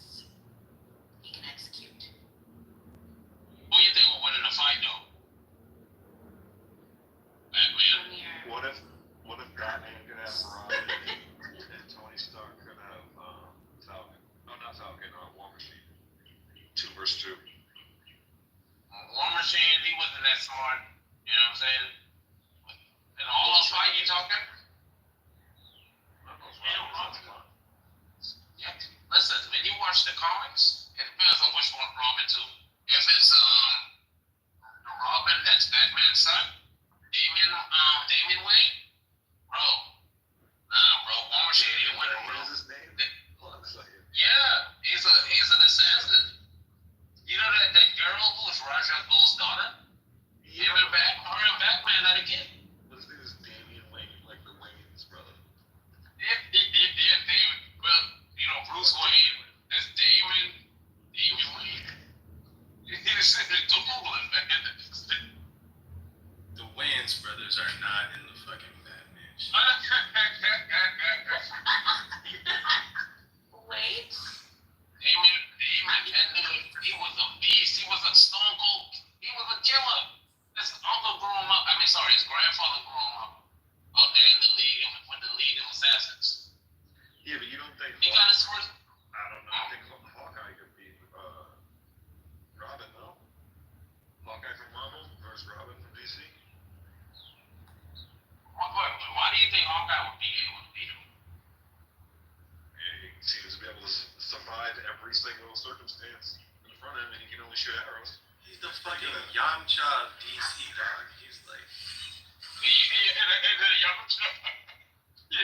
just an extra body.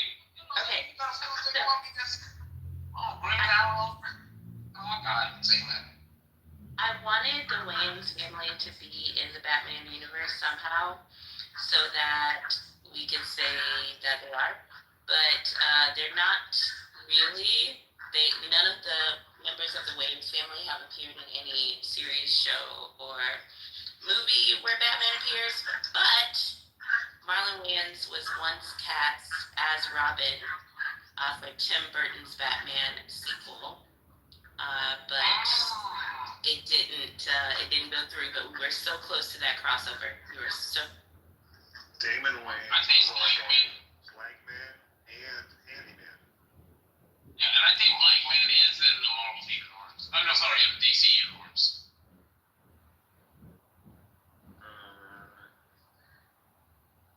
Am I right? Did that one just slip through? Let's keep it. It's in the lore, that's what I heard. Nobody has catching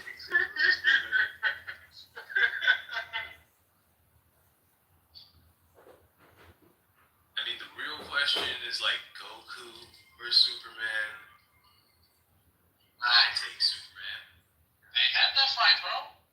What's that show? It's that YouTube. No, what about the series? One Punch dude? Oh yeah, he beat Superman. One Punch Man beat Superman. Popeye beat Superman.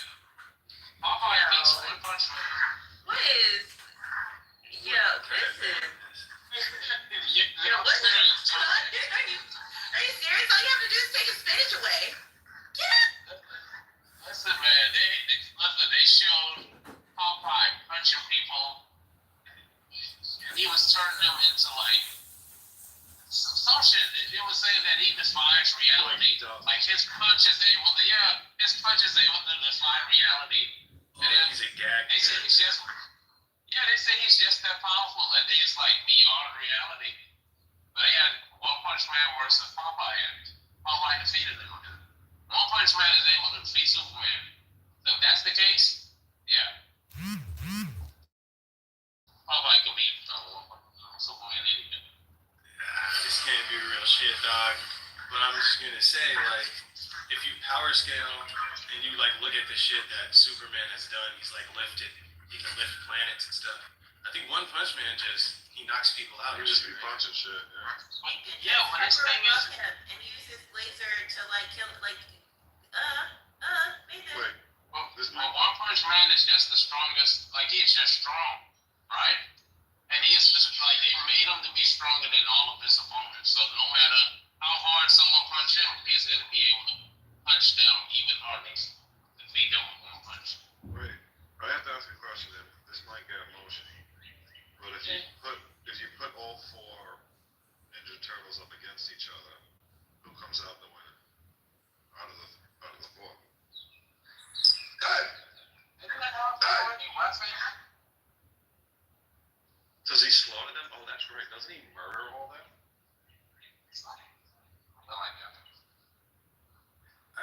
Probably the one with the swords, right? Because what are their weapons? One of them got nunchucks. Size nunchucks. Yeah, you're talking about Leonardo. There's one with a stick. Don't just say Yeah, he's losing. You can't kill anybody with a stick. He's the smartest one, though. He's the smartest one. Oh. Leo is the leader with the sword. Mikey is the one with the nunchucks and he's goofy. Raphael's like the actual killer. And who's the one with the Jason mask? That's Casey Jones. That's Bro, listen, that movie right there, if anyone's saying that, that's my favorite movie, man. When I was in first grade, my dad bought me that on VCR.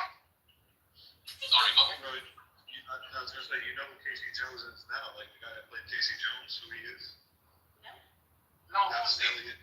That's Elliot from SUV. Oh, wow. For real? Yeah. Yeah. That's true. His career It's is Casey crazy. Jones. Yeah. Well, I picked the one with the stick and the braids. It's like Donatello. Donatello is one of the weakest. But he's smart. He Because of has his all the brain. gadgets. He's like that. He's got all the gadgets. Yeah, he does. Yeah, he does have a lot of technical. But if anyone remember watching the first one, we all know that Raphael was the leader. Well, he's that Right. muscle. He He's did that all muscle the for sure. Wait, you saw the first one, right? Yeah, but Not he's the the movie. Yeah, he's their muscle though for sure. Leo's the leader. Listen. You remember on the song what's it called? Oh, well, the Vanilla Ice one. Go. That's part two. Go. The first one, they said Raphael was the leader of the crew, something. But anyways, though. But yeah, man, look, Leonardo was able to talk the Splinter first, right? Because of his patience. But they all needed Raphael because he was the dang force. He was the glue that kept everyone together, man. That's fair. That's fair. It's a fair assessment.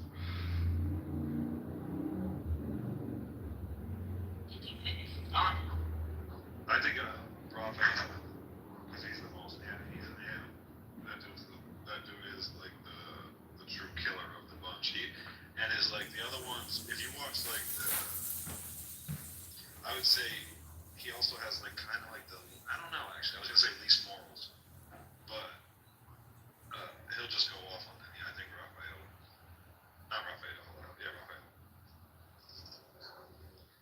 I'll tell you this, man. Raphael, on that, if anyone saw the first movie, right? So Raphael went out on his own. He got his ass jumped, right? And I'm talking about jump bad. They threw him into a building, right? But he was out in a coma for like weeks.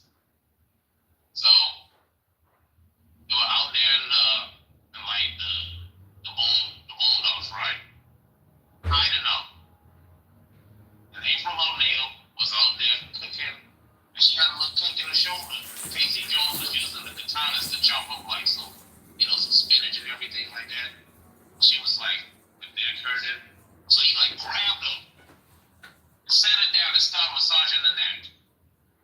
And then Michelangelo came in there, and he was like, hey, what's up? You need some help? And he was looking at them too like they were up to no good. And he was like, they're up to turtle wax. Anyways, I just say that to say, look, the movie is my all-time favorite movie, man. You remember the Ninja Turtles when they went to the past, like in Japan? It was a movie. Ninja Turtle 3, bro. That was the worst one. That was the first That was with the girl. No, that was the third one. That was with the girl. Really the first one, because they went in the past. That came on third. They went like the first one was with Casey. The storyline, though, if they go in the past, It's Casey Jones. No, but I know which one you're talking about. That one wasn't that good to me. what? First one was good. First one was good. The second one was good, but it wasn't better. I saw the second one recently, and I was like,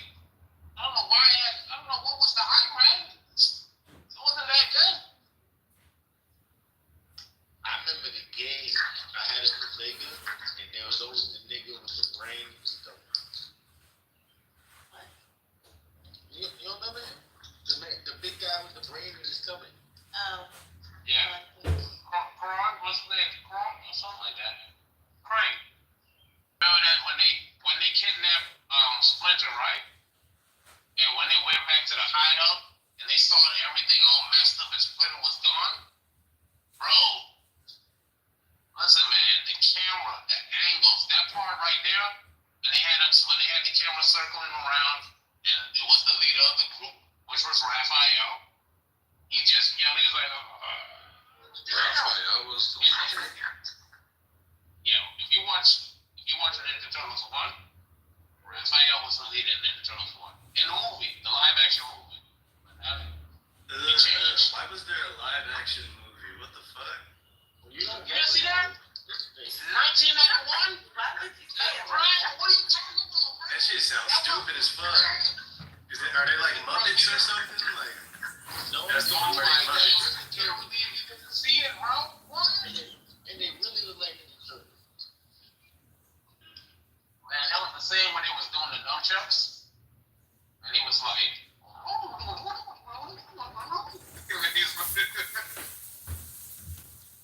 anyway, you gotta watch it, man. If you didn't watch it, you wouldn't know what I'm talking about, man. The sound effects.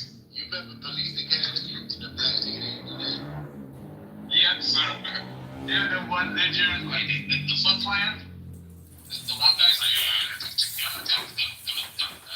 then you got Michelangelo. You know what, man? We're gonna stream that movie one day. I have it. We're gonna stream it inside the Discord. Y'all gotta watch that movie.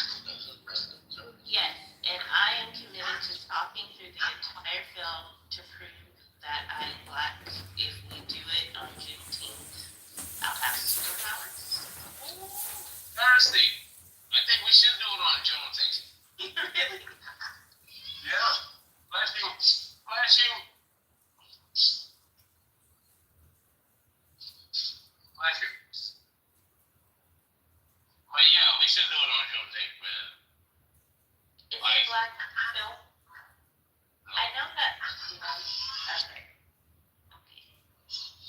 Maybe part 2 of a little elements of black in there because what's your boy name again? Michael John White was in it. Michael John. He played one of the henchmen. Oh, he is. I still think part 3 was better, though. I think it's going to pass. Part 3 was trash, bro. Tell you what, what's good, though? Remember it all the way. You need to see that one more time. And then watch Surf Ninjas. Watch Surf Ninjas after that. You remember American Ninja? Anyone ever seen that movie before? That sounded like the fake one. We had 3 ninjas and Surf Ninjas. Is that what Yeah, 3 ninjas. There you go, 3 ninjas, yes. little kids? Yeah, they be running around kicking shit. Rocky loves Emily. Rocky loves. The 3 ninjas, yeah. That's why I like the Surf Ninjas, because when the Surf Ninjas came out, yo, bro, that's why I like the Switch. You don't remember that little nigga had like the Game Gear? Bro, I don't remember that movie. Listen, I never said Surf Ninjas. For some reason, they didn't make it to the Bahamas, bro. That's fucked up. You can't do 3 ninjas without watching it. 3 ninjas, though, I seen that movie. Yeah, 3 ninjas. See, that was different. This one, I made my kids watch that shit with me. And the way them niggas, even them niggas singing, pa pa pa pa pa red, pa pa pa pa pa oh pa red. That's it. I'm telling you a movie what people sleep on, and it's part of the DC lore too. Anyone saying Watchmen? Hey, that's tight. That movie right there is so good. I hate fake superheroes. That series. Oh no, I love the series. You know what? The series reminded me of Lovecraft. That movie Lovecraft. I mean that series Lovecraft. And just like Lovecraft, it was shortened of a second season, which was. And this one ended. This one ended with like, hey, there's definitely gonna be a part 2. Lovecraft, that one ended with like, yo, there's a next season that's supposed to come out. You should definitely show up in about 3 months to start watching it. Yeah. But the director said that, hey, he did a thing, right? And he thought that he executed a good job when he took on the challenge of coming up with a martial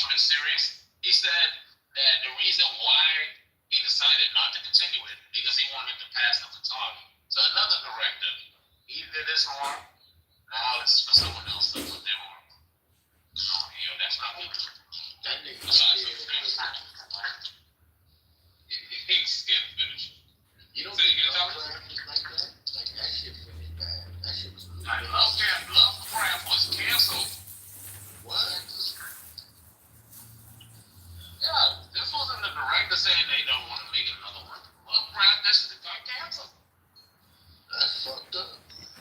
Well, I ain't gonna front. In the beginning, this shit became good, and then they started fucking up with the gay daddy. This shit was weird. What network was it? That was on HBO. HBO? Both was on HBO, I believe. Because other shows like Issa Rae's Insecure, they were very popular with the, black viewers. With the ghetto fans, with the But not necessarily like the viewer share outside of the black community maybe not so great. Why wouldn't they extend the same courtesy of renewing it because it's a good story and should be told to other no one's scared of a black woman with the blood of a black man acting doing that stuff. Anyway, well, we got it. So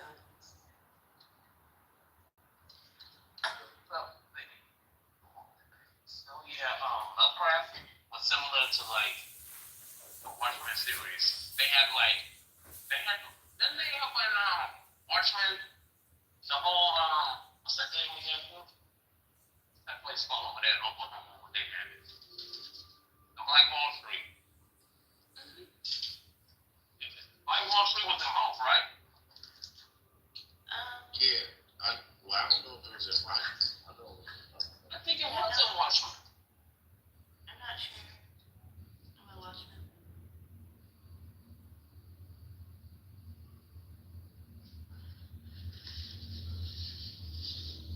A girl with the never hands did an amazing job.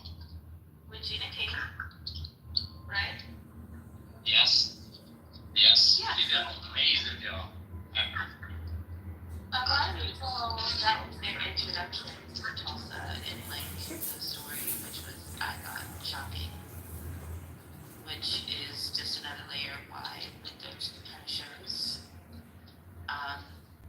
should still be happening and probably deserved a second season. You don't think Sinners trying to go that route a little bit, even by picking up the same actress? They want Sinners did a terrible job. Yes. At what? Everything. Cutting for actors. Well, you didn't like it?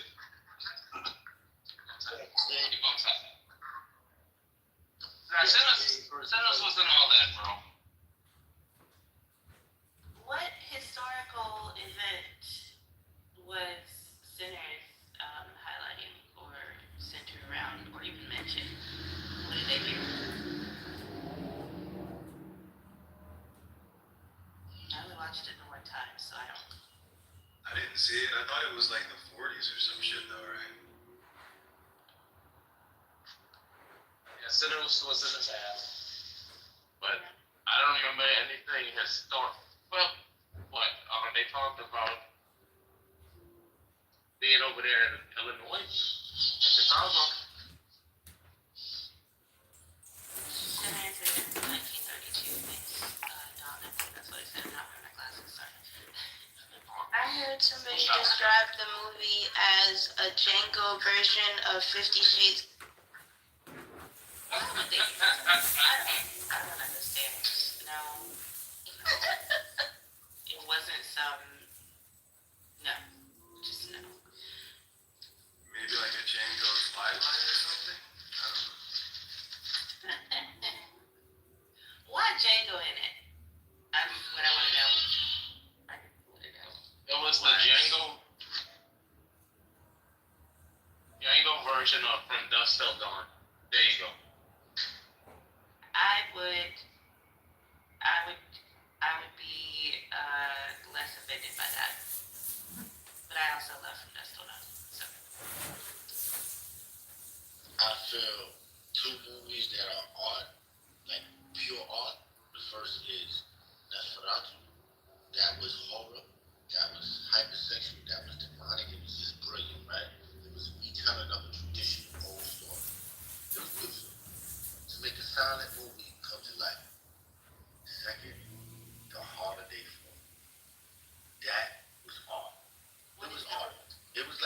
it was like a kindergarten director showing you his beautiful macaroni picture. For the level of a black person to achieve that type of tremendous extraordinary work, it was brilliant. But it was pathetic compared to other black westerns, any other western. But it was worth noting. Is that the one that premiered on Netflix? Yes. Why was it pathetic? What do you mean? I thought it was good. All right, I hate to say this. Denzel is brilliant because that nigga could act in a white theater. He could do that. He could go play Romeo and Juliet. He could go even play Nosferatu. The nigga played Macbeth. Macbeth, nigga. You know who the fuck Macbeth is? And he killed it. He said, give me my armor. He did go with that one. I love that shit. Yeah. But other black actors don't got that. We feed them actors like a kindergartner. It's pathetic work compared to a Sidney Poitier. Yeah, I don't feel like listening to you grapple with your. No. He's preaching, Charlie. He's preaching. I think he's jealous because I'm black. Sidney Poitier is one of the best black actors. Yeah, Natalie? Sidney Poitier is one of the best black actors. She thought I said single shit. That's the problem. Sidney Poitier is Bahamian. Just so you know, he's from the Bahamas. AK, shut the fuck up. You know Oh, what no, it's over. It's over. Respect to the moms, respect to the stage. Yeah, what's up, mate? Happy to the cube. That's over. No, I would like to say something to you real quick, Nathan. Real quick. I came on the app and this room was towards the top of my hallway. Usually I gotta scroll towards the bottom. Sometimes I gotta scroll crazy. And sometimes I type in chillers. What the fuck do you think this is? I'm starting this. I'm saying this to say, aren't you so frustrated, Tally? I said that to say that all you gotta do is put Zionism for you not to be shadow banned on most apps. I did it right this time, bro. That's amazing, bro. Tali was the one who came up with the title. Tali was the one who came up with the title. Tali had a jump this morning. We had like 50 people in here. No, I was not there. And I would have given mic to all the Jews every time. Thank you, Tali. Tali. Have a good evening, Doc. Damn, I gotta go already. Hold on, let me say something. Yeah, so how was the conversation this morning? I'm so glad I chose peace and comfort, tranquility of my home. But I hope y'all had fun. You say that you were submissive? Did you just say that in less words? Why do you want to trigger me? Why? I could have sworn I heard you say that yesterday, though. Sound being submissive. Yes. No, that was malicious compliance. I do not know this person. Oh my I've never met her. I do not know her. Anyways, so yeah, how was it? How'd it go? It went amazing, Tommy. I'm jumping. I was doing big kids business, but I was there in spirit. I held it down as mod, and I actually didn't even up the mod. People were pissed off. I took a page from everyone because look, we had some dominated personalities there. We had El Normo, and El Normo was doing El Normo, right? And then Louis was being a moderator while not being a moderator, which was a good thing at some points because people listen. Louis is like, hey, listen, why would we do this? Boom, boom, boom. People was listening. Oh, that was cool. But then after a while, the room book when it came up again, and then I had to step in and just say, hey, y'all stop it. And guess what? People listened. They stopped for a little while, but everyone listened. That's right. Sometimes you gotta spit a random line like, yo, AK, niggas suspect you a lot more. They thought you was cool. Emasculate Jacobus. I used to get one so much shit. But now I understand. I understand why he is the way he is. What? Disgusting. What's that? He ain't got no fucking home training, bro. I bet you wipe your ass the same hand you blow your nose with. I bet you hang your leash up where the keys go by the door. I bet you still wash members over knees and butt naked. Nigga. I bet you take shits bareback. Damn right. Come out back right on that toilet. Disgusting. You lean back on the toilet. Disgusting. I bet you spring your body with bad from the smartphone, bro. That nigga dry in between his toes.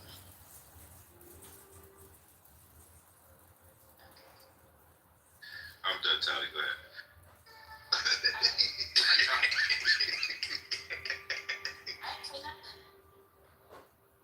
Be real, bro. When Jacobus song, you ever just so happen to lick your lips? I'll lick y'all.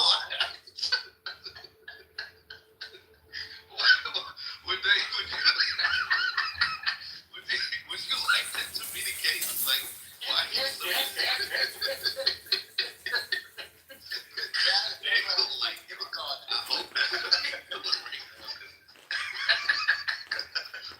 Yo, don't disrespect me, nigga.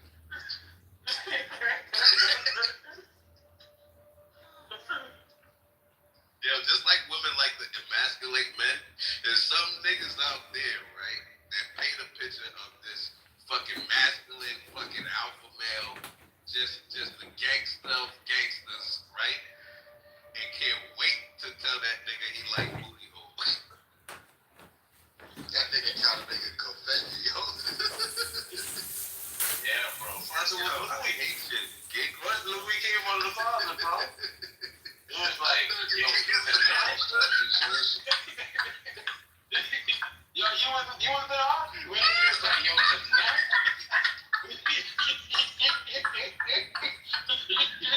Yo, stop, yo. Stop. I remember he said that. Look at you. You say, yo, I'm telling Louis as soon as I see this thing. It's their month, it's their month. you ain't got a station Louis right there in the room. You know, you muted. Because silence is consent.